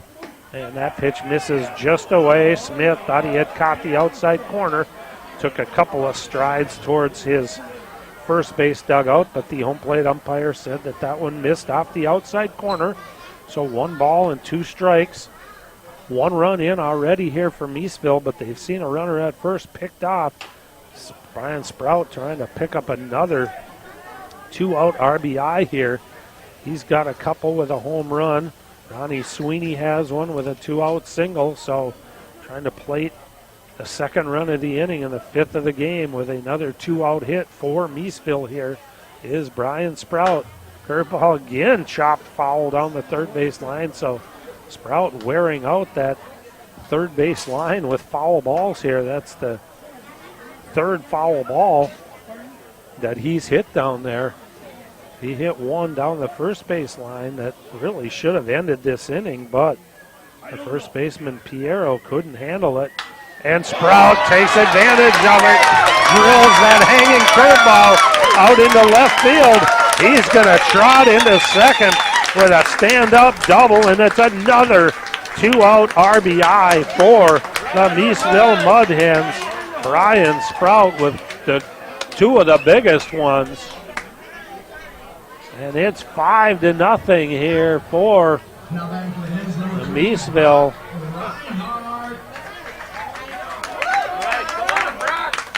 And with a runner at second, Brock Reinhardt has another opportunity to drive in a 2-out base runner. 3 RBIs in the game now for Brian Sprout, all of them with 2 outs on a double and a home run as Reinhardt takes strike one. First pitch swinging, Reinhardt flew out to right and left field in his first 2 plate appearances, so decides to take a look at a pitch from Hunter Smith, but it was right down the heart of the plate, so down in the count, no balls and 1 strike. Reinhardt takes a pitch on the inside corner, so he looks at the first 2 offerings from Smith, both for called strikes, and down in the count now. 0-2 is Brock Reinhardt. Ryan Sprout out there at second base. He gets a good lead out there as with the left-handed batter. Second baseman Wells well over into the hole between first and second. Now sneaking behind is the shortstop Thompson, but he'll retreat back to his regular defensive position at short, and that curveball just misses off the outside corner. So after getting ahead 0-2, Smith tries to see if he can't get Reinhardt to chase something. Both of those good pitches, not far off the plate at all, but Reinhardt, the catcher, with a good eye here, pulls one foul. It's fielded by Piero, but on the foul ball side of that first base bag. And Reinhardt stays alive, got that curveball kind of running in on his hands and turned on it and pulled it, but just pulled it a little bit too far. Now they'll have to wait for Brian Sprout to retreat to his position off of second base. So good lead out there. Any hit to the outfield should potentially score a run, but the center fielder for Anoka, Carter Shell, plays a very shallow center field. So anything that's maybe hit hard back up the middle, Sprout would have to really get on his horse to score from, and Reinhardt lifts one high in the air behind first base, and it is dropped out there by the second baseman Wells. So Piero looked like he was going to be the one to take that ball. Wells coming over from second base. The right fielder Nelson was there as well. All 3 of them stood there, and Wells made the call for the ball, and the ball just ticked off the end of his glove and fell into fair territory. It's a gift run for Miesville, as it will be in air, charged to the second baseman, J.D. Wells. So 2 foul pop-ups, or 2 pop-ups, 1 foul and 1 fair in this bottom half of the 6th inning, extends the inning and allows Miesville to come up with 3 runs in the inning, and they lead it now 6-0. And Vuljanovic lines one out into right center field. That's going to fall in for a base hit. Brock Reinhardt is going to come around second and make it to third. So a couple of costly drops here by Anoka has opened the door for Miesville. And it looks like this is going to be it for Hunter Smith. Looks like our scoreboard operator is feeling so badly for Anoka dropping that ball that they refuse to put that 3rd run of the inning up underneath that 6th scoring column for the Mudhens. Hopefully they'll get that squared away, but now it's 9 hits for Miesville, and they are going to chase Hunter Smith here. We'll have a new pitcher into the game, and while he takes his warm-up pitches, we'll get it set for you. We'll have that information when we come back here to Miesville. Bottom half of inning number 6. Mudhens lead at 6-0. You're watching the State Class B Amateur Tournament on NSPN.TV. PrepSpotlight.tv made history in 2020 by live streaming every game of the Town Ball State Tournament. History is happening again. PrepSpotlight.tv has been great, but it's becoming greater. Introducing NSPN.TV. The Neighborhood Sports Network launches this week with end-to-end coverage of a fantastic Minnesota sports tradition, Town Ball. See every game for a new fan-friendly monthly fee. Join for Town Ball state tournament games, then stay for the high school and college seasons. NSPN.TV will provide subscribers with an abundant supply of local sports content, featuring live events called by local play-by-play professionals, comprehensive highlights, featured stories, weekly shows, documentaries, and video podcasts. Welcome to the neighborhood. NSPN.TV. We'll talk to you after the game. So the Austin Lang coming in here for Anoka. Lang came in relief of Hunter Smith and pitched 2 nice innings. Gave up 1 run, 1 hit. The run was earned, but struck out 3 batters as he closed out the game against the Cold Spring Springers in that 5-3 quarterfinal victory for Anoka. 8th batter of the inning, and wow, the first pitch comes in and hits Joey Werner, and Werner is not at all happy about that one. He flings that bat back towards his dugout. So the first pitch offered from the youngster Lang hits Joey Werner and loads up the bases here. So I highly doubt that Austin Lang came out here and did that on purpose, because right now Anoka is kind of on the ropes with an opportunity for Miesville to put a knockout punch on him, and the last thing you want to do is load the bases for a guy who's 2 for 3 on the game. Plus it's a righty-lefty matchup versus Werner was a lefty-lefty matchup against Lang.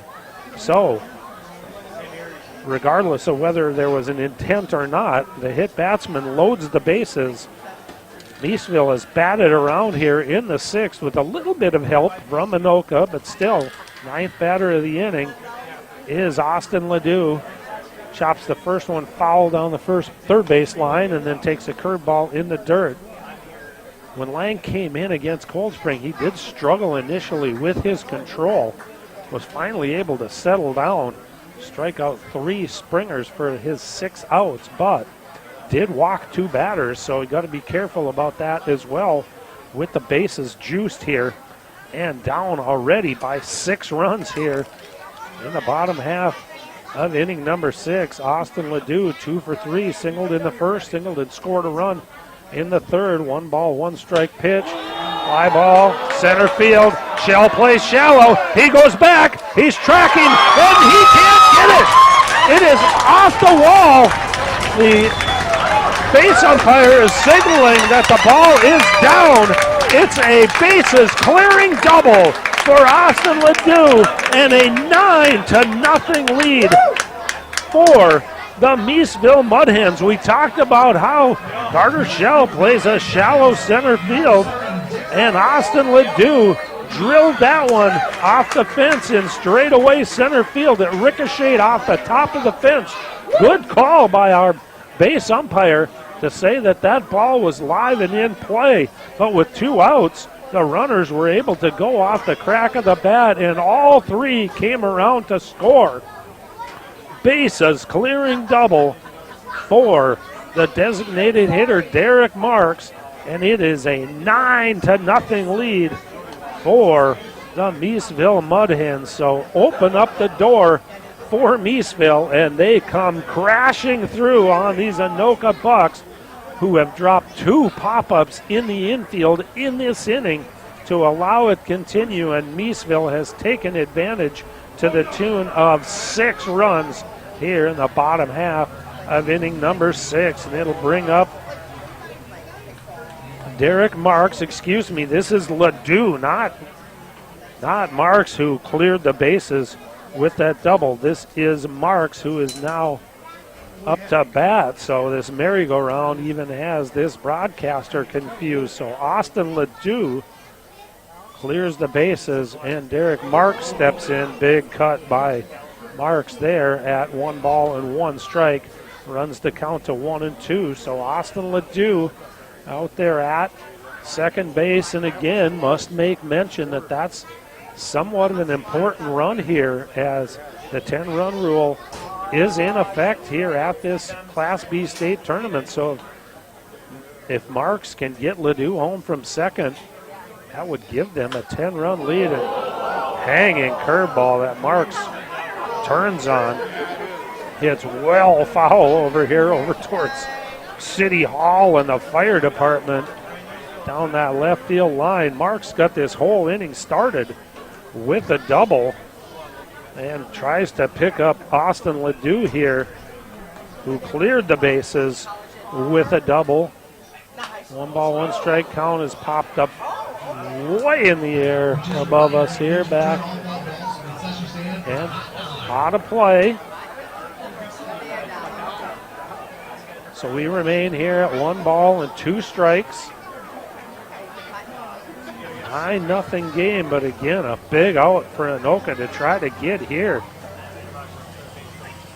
And called strike 3 will get it done. So Lang ends the inning with a strikeout. He comes on in relief, though, of Hunter Smith. Hits the first batter in Joey Werner, and then Austin Ledoux makes him pay with a bases clearing double off the center field fence. Lang is able to end it with a strikeout, but not before major damage is done in the bottom half of inning number 6. And the Miesville Mudhens, thus far in this Class B state tournament, through just 13 innings of play, have outscored their opponents 20-1. So home cooking has been in order here for the Miesville Mudhens, and it looks like they're going to turn things over here to a relief pitcher.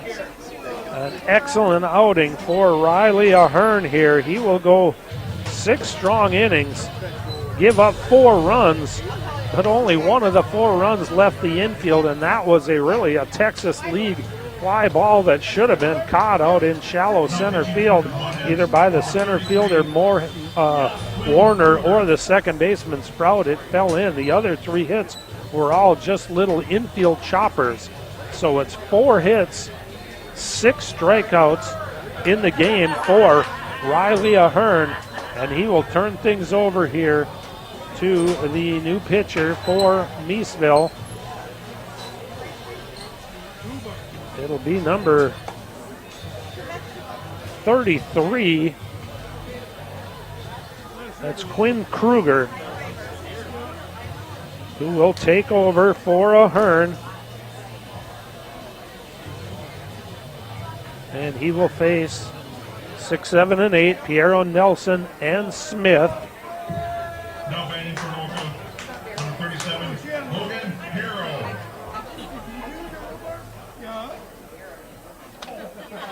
So Piero, the right-handed batter, 0 for 2. Tough day at the plate so far for Piero. Struck out in the second, grounded into an inning-ending 5-4-3 double play in the 4th.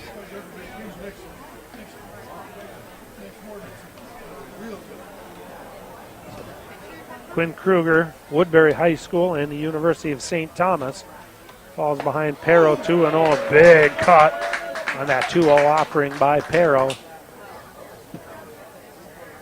And 2 balls and 1 strike now.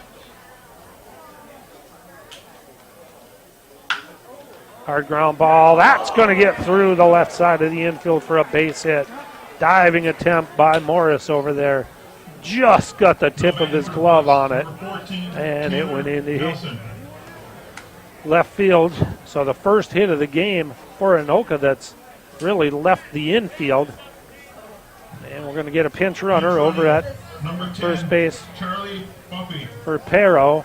That's going to be number 10, Charlie Buffy, Anoka High School. So it is a leadoff base runner for Anoka. They trail by 9, so wouldn't expect to see base runner Charlie Buffy going anywhere here, but on the other hand, maybe you do want to try to get something going here with Taylor Nelson at the plate.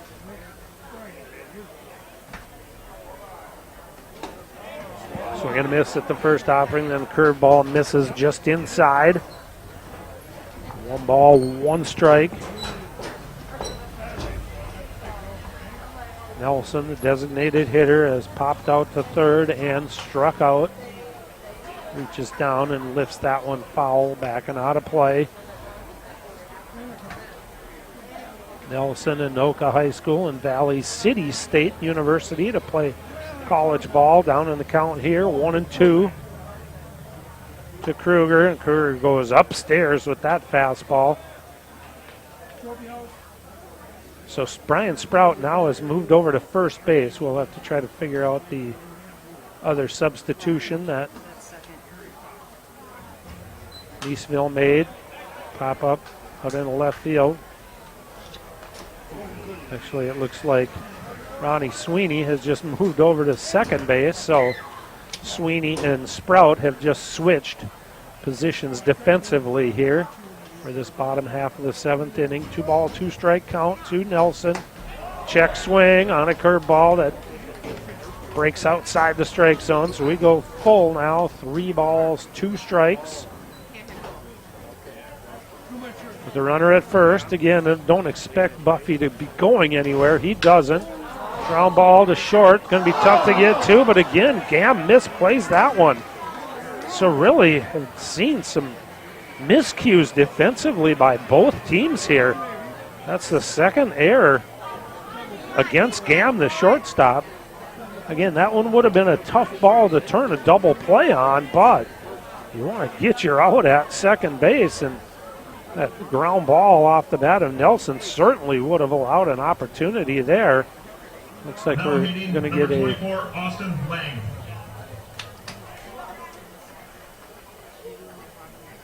pinch runner here, I think, over at first base. They announced Lang, the batter, as he came in for Smith, and he will go ahead and bat Number 3, Carter Shell. in this order, and Carter Shell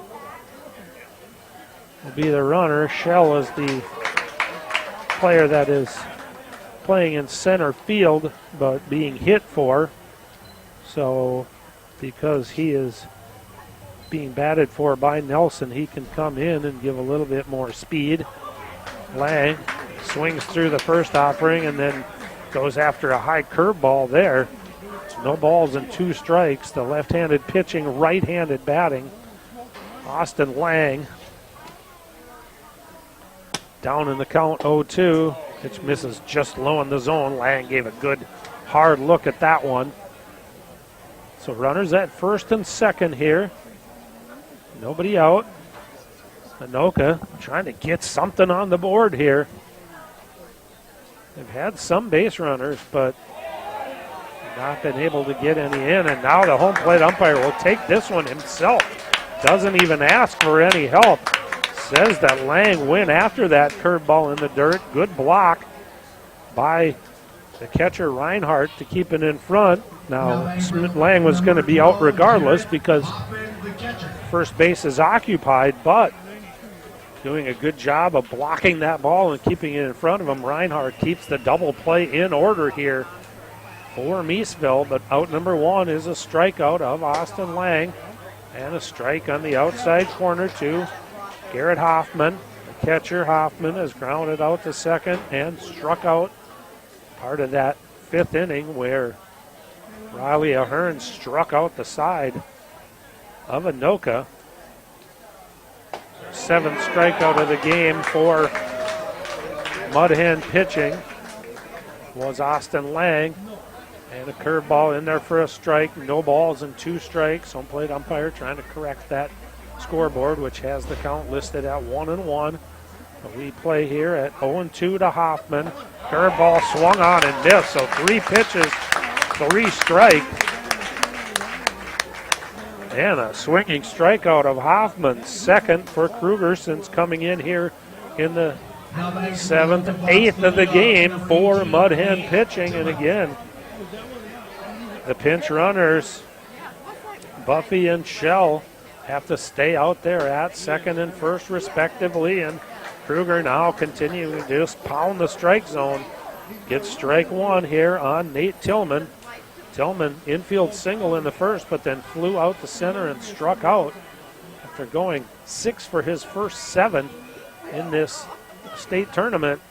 He's now gotten out twice and spins away from a fastball from Kruger there. Even the count at 1 ball and 1 strike.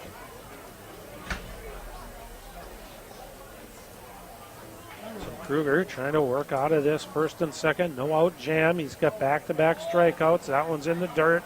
Again, Reinhardt does a nice job of using that equipment to knock that one down. It did scamper a little bit away from the catcher, but down by 9 runs. Buffy and Shell absolutely did not want to take any chances on the base paths here. Give their leadoff hitter Tillman an opportunity here.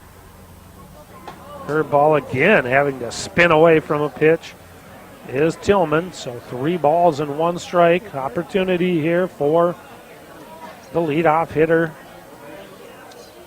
for the Bucs to try to get something going here. And that pitch is just on the outside corner. So 3 balls and 2 strikes. Buffy and Shell will get a running start here. They've been playing behind Shell anyways with that runner out at second base, but with the 3-2 count, the runners will go, and swinging a foul ball over towards the parking lot out there in right field. Let's hope somebody didn't lose a windshield on that one. But the runners will have to return to their respective bases, and we'll do it again here at 3 balls and 2 strikes.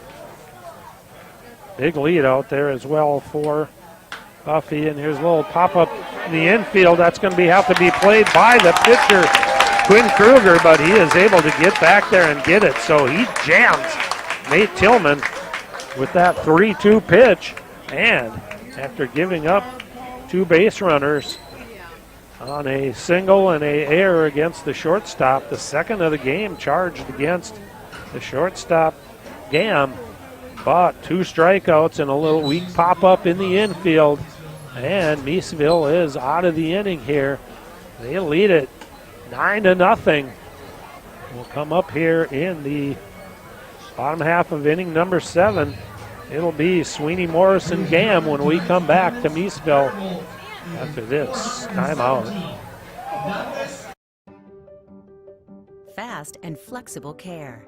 Count on the urgency room for expert medical care when you need it most. Visit us in person. Broken bone, chest pain? We're in Eagan, Vadnais Heights, or Woodbury. Online care. Sinus infection? Strep throat? We offer easy online care. Major to minor, we can provide the level of care you need. Visit urgencyroom.com. Mobile check-in now available. Star Tribune covers high school sports as passionately as you live them.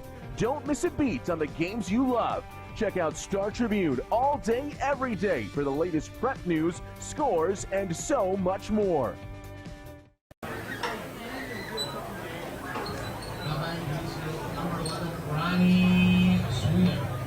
So John Hintz will come in to catch for Anoka.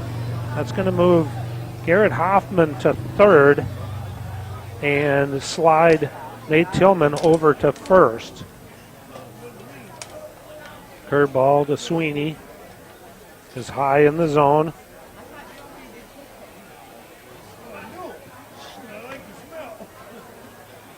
Sweeney singled in a run in the third, hit by a pitch, and that one is up near the head of Sweeney, and he just kind of backs away from that one. And another pitch against a left-handed batter by Lang rides in. Remember, he hit Joey Werner with the first pitch that he delivered after coming in relief of Hunter Smith, and it was costly as it loaded the bases, and Austin Ledoux summarily unloaded the bases with a blast out to center field, and that gave us the lead where we sit at here, 9-0, and the pitch is high to Sweeney.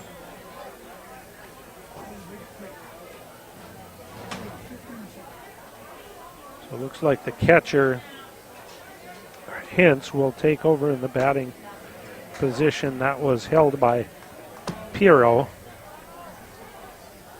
Piero went out for a pinch runner. So Hintz came into the game defensively. Strike called to Sweeney, and now strike on the inside corner. 3 balls and 2 strikes.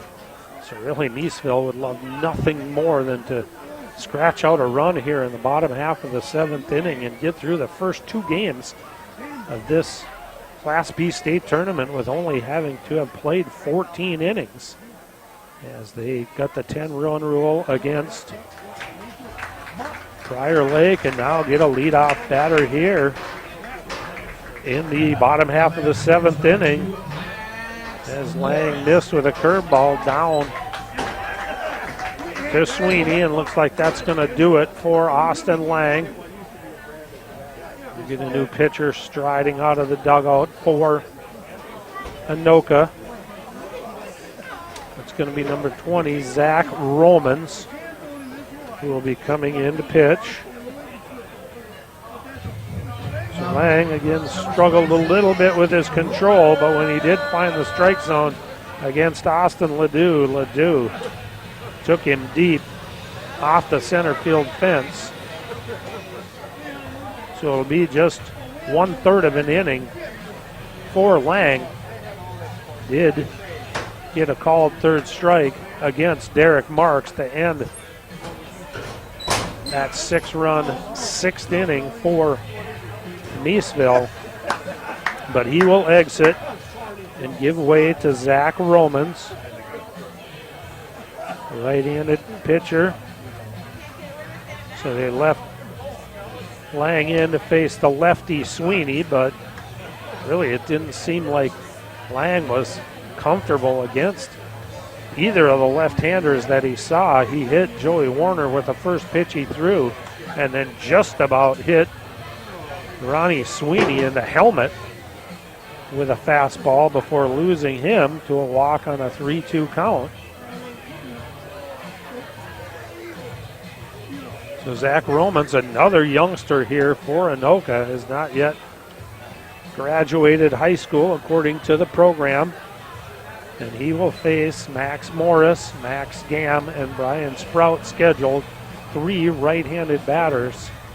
So 9 runs on 10 hits for Miesville, and they have taken major advantage of a couple of defensive blunders by Anoka. A drop pop-up by the first baseman, Max Perro, extended the inning, and a pop-up on a batted ball just inside the right field line by Max Gam that was dropped by the second baseman, J.D. Wells.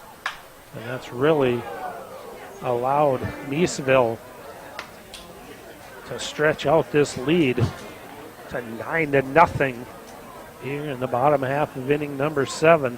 Max Morris goes the other way on the first offering from Romans and fouls it down the right field line. Sweeney with a good lead over there at first base. Creates a nice hole for Morris, who has grounded into a fielder's choice. 5-4, grounded out to short, and then laid down a nice bunt. To Hopper to second, over to short, to second for one, on to first, a double play. So Romans comes in and induces a double play ball off the bat of Max Morris. 6-4-3 is the double play. Good turn from Thompson over to Wells to Tillman at first. And that erases the base runner Sweeney. And now 2 away for Max Gam. First pitch misses outside.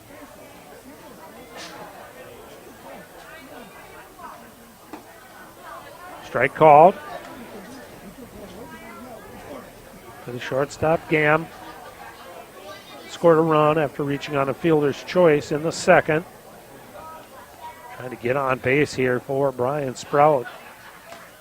Swing and a miss. Foul tip to the glove of the catcher. Hintz, actually. No balls and 2 strikes.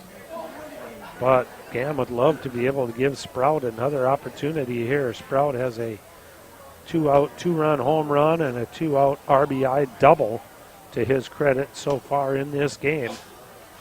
Her ball misses away from Romans. Romans would like to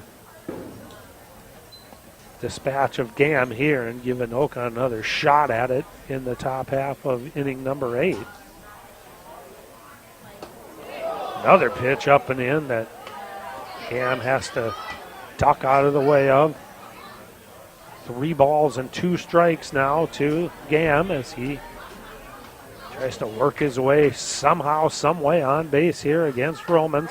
Oh, that one rides up and in, and Gam unhappy with himself that he couldn't avoid that pitch. That would have been ball 4, but on the check swing, it fouled and ricocheted off of the facade of the wall in front of or just before the Anoka Bucs dugout down that first baseline. So we'll do it again here at 3 balls and 2 strikes. Swing and a miss. So Romans comes in and does the job, gets a ground ball double play off the bat of Max Morris, and then strikes out Gam with a 3-2 fastball. So we are through 7 full innings of play. It's been all Miesville so far, 9-0. Anoka try to get something going with 2, 3, and 4. Thompson, Haug, and Nelson in the top half of inning number 8. We'll be back with that action for you after this timeout on NSPN.TV. You should feel good about where you and your money are headed. We can help you build a better relationship with your money, starting with our free Simply Better checking account. When you open an account, you'll also receive a free gift. Get started today. Think Bank. Meet your money.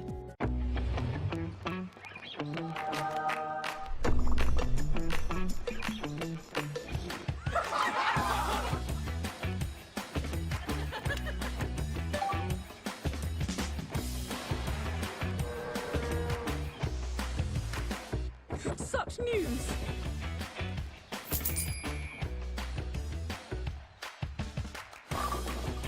It's everything I ever wanted. So 1 inning of work for Quinn Kruger of Miesville. Did give up a couple of base runners. One off a leadoff single, and then a runner reached on an error, charged the shortstop Gam, but then consecutive strikeouts and a little pop-up back to himself. And Quinn Kruger was able to complete 1 shutout inning, and he'll hand it off now to Connor Malcolm, who will come in and pitch for Miesville. Eastridge High School and Bethel University for Connor Malcolm. And he'll face Tanner Thompson. Thompson, the owner of 1 of the 5 hits in the game for the Bucs. We'll step in here. Face the fresh arm of Connor Malcolm. This is down low with the first offering, so Nate Tillman started the game off with a single for Anoka, but since then he's gone 0 for 3. Thompson with an infield single. Lucas Nelson has a base hit. Jackson Haug, 1 of the 5 hits for Anoka in the game, and the other one belongs to Logan Perro, who singled leading off the 7th, and a 2-1 pitch is in for a strike, make it that 1-1 pitch, and now 1 ball and 2 strikes to the number 2 hitter, Tanner Thompson. Malcolm kind of tries to drop down with that delivery and runs it inside. Got good movement on that pitch, but it started inside and just stayed right there. Actually ran in on Thompson, so was able to step out of the way of that one, but not this one. Swings and misses. So a strikeout of Tanner Thompson. 9th strikeout of the game for Mudhen pitching. 2 for Quinn Kruger. 6 for the starter, Riley Ahern. And there's one away here in the top half of inning number 8. And Jackson Haug will step in. Takes a ball down low. So really scattering these hits had been Miesville pitching. Slow roller, good hop up for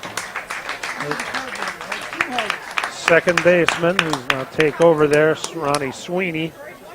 Fires it over to Sprout, who he exchanged defensive positions with. So the two combined for out number 2 here. The two have also combined for a couple of big 2-out RBI hits in this game. The biggest blow with 2 outs was the 3-run double off the bat of Austin Ledoux. There's a chopper. Sweeney charges and lets it come up on him and kick off of his glove. 3rd error of the game, so really playing second base, Sweeney just got over-aggressive on that ground ball. Playing second base, you can sit back and wait on that ball and get a good hop, but for whatever reason, Sweeney decided to charge that one like he was playing third base or maybe shortstop and have to make a much longer throw over to first, and that second hop came up on the heel. So really the one thing that you probably can point to for Miesville in this one is 3 booted ground balls to allow base runners for Anoka, but tip of the cap to the pitching of Miesville. They've been able to work out of each and every one of those innings that those free base runners have been given to Anoka. So between Ahern and then Kruger in the 7th, no damage done out of 3 ground ball errors tonight by Miesville, and it would be hard-pressed to blame this beautiful Jack Ruhr Field. They have this field in just pristine condition for this state tournament, and what a job these 3 host cities have done. Now 3 balls and no strikes to J.D. Wells. So Malcolm, who should be out of this inning, needs to just calm himself down and throw strikes, but misses high. So a 4-pitch walk here to J.D. Wells. We'll bring up the new catcher,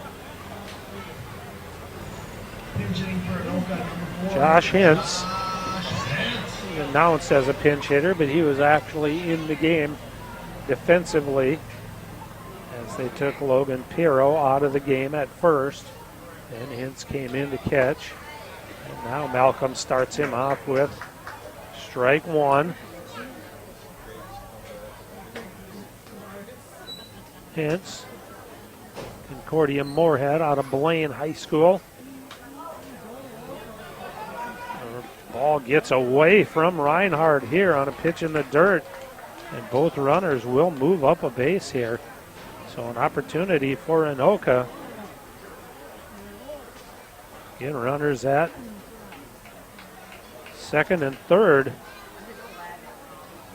This is the first time tonight that Anoka has been able to get a runner as far as third base. So now with runners at second and third, Hintz has an opportunity and takes advantage of it. Base hit it at center field. Ball gets past the center fielder, Werner.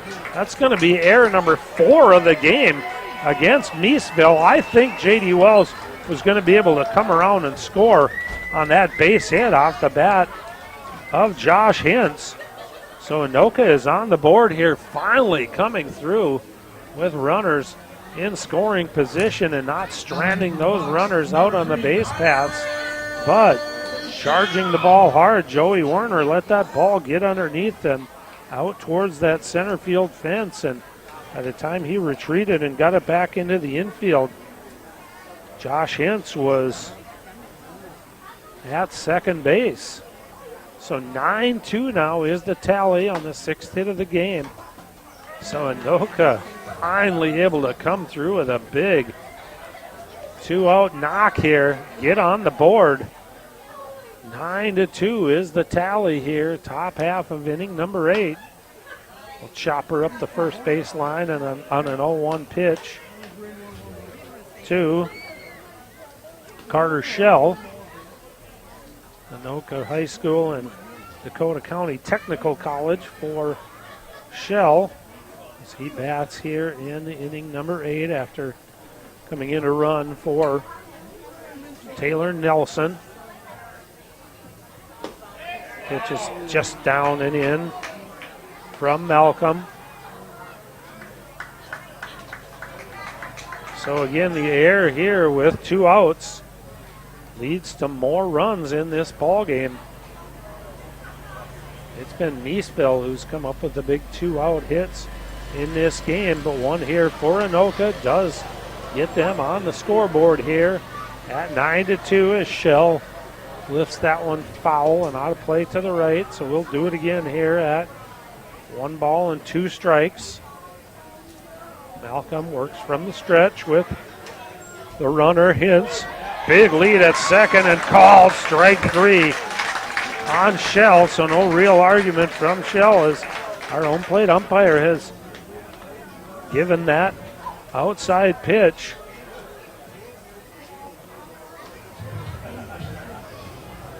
It's the 10th strikeout of the game of Anoka, but the first put down in the scorebook with the backwards K. The first looking strikeout of the game for Anoka ends the 8th, but the Bucs do get on the board, and they trail it 9-2 as we head to the bottom half of inning number 8 for Miesville. Sprout, Reinhardt, and Vujovic scheduled here for now pitching number 19, Dalton. The Mudhens. And for Anoka, Dalton Hoffman is going to come in and pitch.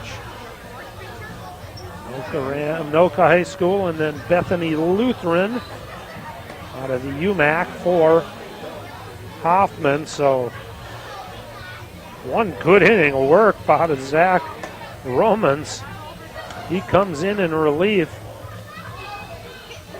of Austin Lang and gets 3 outs out of 2 batters as he gets a double play ball off the bat of Max Morris and then strikes out Max Gam. So good inning of work for Romans in relief, and now he'll hand it off to the left-hander, Dalton Hoffman.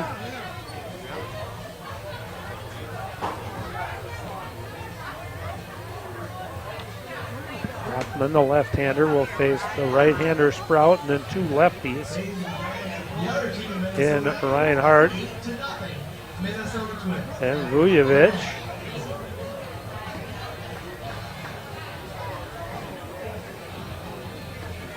As Sprout comes up here, we'll give you another.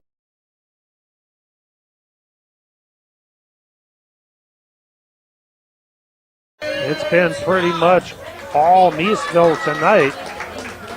And Brian Sprout steps in. 2-run home run that opened up the scoring back in the 2nd inning for Miesville. Then he drove in a run with a double in that 6-run 6th inning.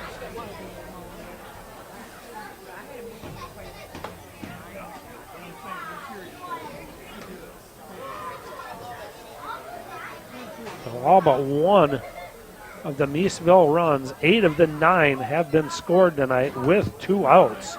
And that pitch comes in and just clips off of the front of the jersey of Brian Sprout. He just kind of leaned back against that pitch that went inside, and Sprout will just go touch first base and immediately head back to the dugout, hand off his helmet to a pinch runner here, Jonathan Horn. Will take over on the base pass for Sprout. And Brock Reinhardt will step up. Reinhardt hooks one foul down that right field line. Reinhardt likes that first pitch that he sees. Swung at the first two pitches he saw, and the second and the fourth flew out to right and left. Then he actually took some pitches, ran the count to 3-2 before he hit a pop-up that the second baseman, J.D. Wells, called off the first baseman, Pirro, dropped behind first base, and it turned into 5 additional runs for Miesville in that 6th inning. And now this one gets underneath the glove of Hintz, and getting down to second will be the pinch runner Horn. So 4 runs charged against Miesville, 2 against Anoka. Now this pitch runs in on Reinhardt and hits him. So the first 2 batters with the new pitcher Dalton Hoffman faces, both are going to reach base via the hit batsman. So free base runners here for the Miesville Mudhens in the top of the order. Ben Vujovic will step in. Vujovic 1 for 4, but he had a big single that extended the inning. In the 6th, came around to score, and I'll pop up in the infield. The infield fly rule is on. Thompson gets underneath it and will put it away. So first pitch swinging. And Vujovic pops out to the shortstop. I suppose his strategy that time was, I'm going to go after that first pitch and put it in play so I don't get hit by a pitch as well. Saw the 2 batters in front of him both get hit by pitches, so aggressive on that first swing. On the first pitch he sees from Hoffman was Vujovic, but popped it up in the infield. And there's one away here in the bottom half of inning number 8. It'll bring up Joey Werner. Werner 0 for 3, but was also hit by a pitch and scored in front of Ledoux on that 3 RBI double that really broke this game open in the bottom half of inning number 6. Takes a pitch off the outside corner, so Werner's ahead in the count now. 2 balls, no strikes. That pitch runs inside. 3 balls and no strikes, and I'm not sure that Hoffman wants to give in to Joey Werner here, because standing on deck is Austin Ledoux, and all Ledoux has done today is 3 for 4 with that 3-run bases clearing double, single and a run in third and single in the first. So Hertz goes out and has a word with Hoffman to say, let's go after this guy. Let's not take our chances with the next one. Werner thought that pitch was high in the zone, as did many of the faithful who are still here at Mudhens, cheering on their Mudhens at Jack Ruhr Field. That's a 3-1 pitch. Werner looked a little disappointed, but not too much, because he's going to get a 3-1 offering here. And he goes after, drills out into deep right field, and that, my friends, will take care of this ball game as a 3-run clout off the bat of Joey Werner. Now those fans aren't so disappointed that 3-0 offering was called a strike, because on the next pitch, Joey Werner with a big bat flip has put the end to this game. It's a 3-run bomb that will make a 10-run rule victory for the Miesville Mudhens. So the round of 16 and the quarterfinals see Miesville end the game before regulation. It was an 11-1 7-inning victory over Prior Lake, and now a 12-2 8-inning victory over Anoka here. The fans, the announced attendance over 400, over 1,000 so far here to watch these games in Miesville, and they have been very happy leaving Jack Ruhr Park before ever even seeing a ninth inning in these first two opening round games for Miesville. And now the Mudhens will await the winner of the Blaine Fusion Dundas Dukes game on Sunday to see who they will face in the semifinals. And now the star of the game will be interviewed, Brian Sprout, and let's hear what he has to say. Of the Miesville Mudhens. Brian, you had a home run, a double, 3 RBIs, got grazed by a pitch. How are you feeling about now? I'm feeling fine. Riley was really good on the mound for us. I think that was a game changer there. He's our guy. And how about Joey Werner coming up with that final home run? It was nice to see Joey do something tonight. It took most of the night off, and he jumped up and did something. It was good for him. Well, congratulations and good luck in the rest of the tournament. Thank you. So it's easy to rib your teammates after a 12-2 8-inning victory, as Brian Sprout named the player of the game, and why not?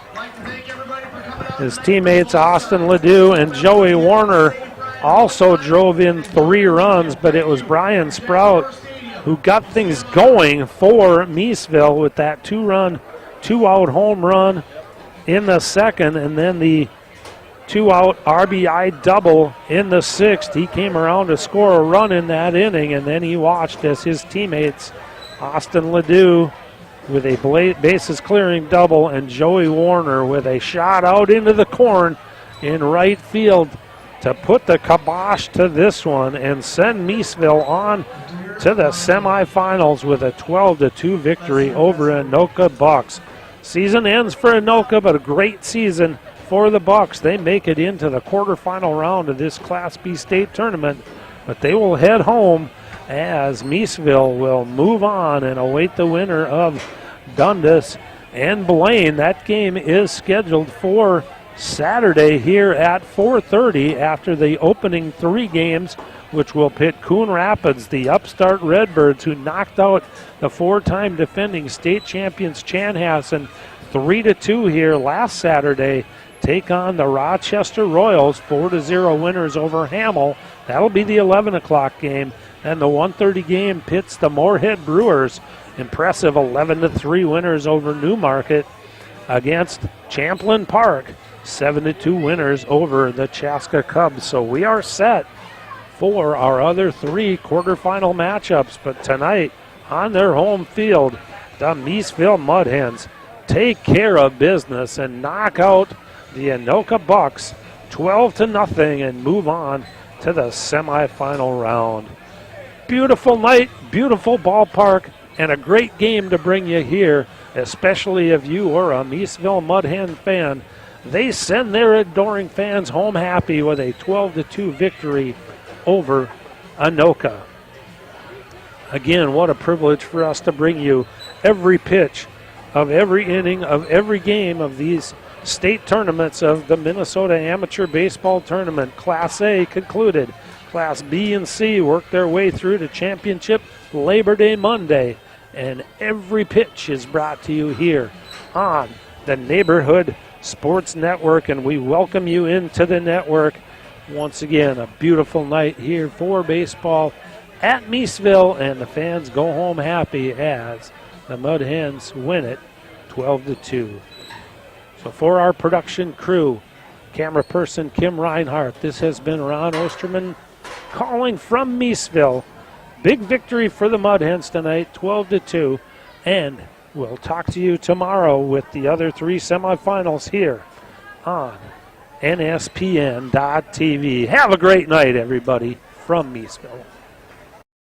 Baseball. It's America's pastime and Minnesota's passion. The all-new Neighborhood Sports Network in partnership with the Minnesota Baseball Association, brings you coverage of the 2022 State Amateur Baseball Tournament. Coverage of this great Minnesota tradition is proudly brought to you by the Urgency Room, fast, flexible care. McDonald's, owners and operators of Minnesota and Western Wisconsin. Find your golden opportunity at mcdonalds.com/careers. Xfinity, a better way to watch. Think Bank, meet your money. The Star Tribune, your home for the best prep coverage. And by the Minnesota Twins. Get tickets for Town Ball Night at Target Field on September 10th.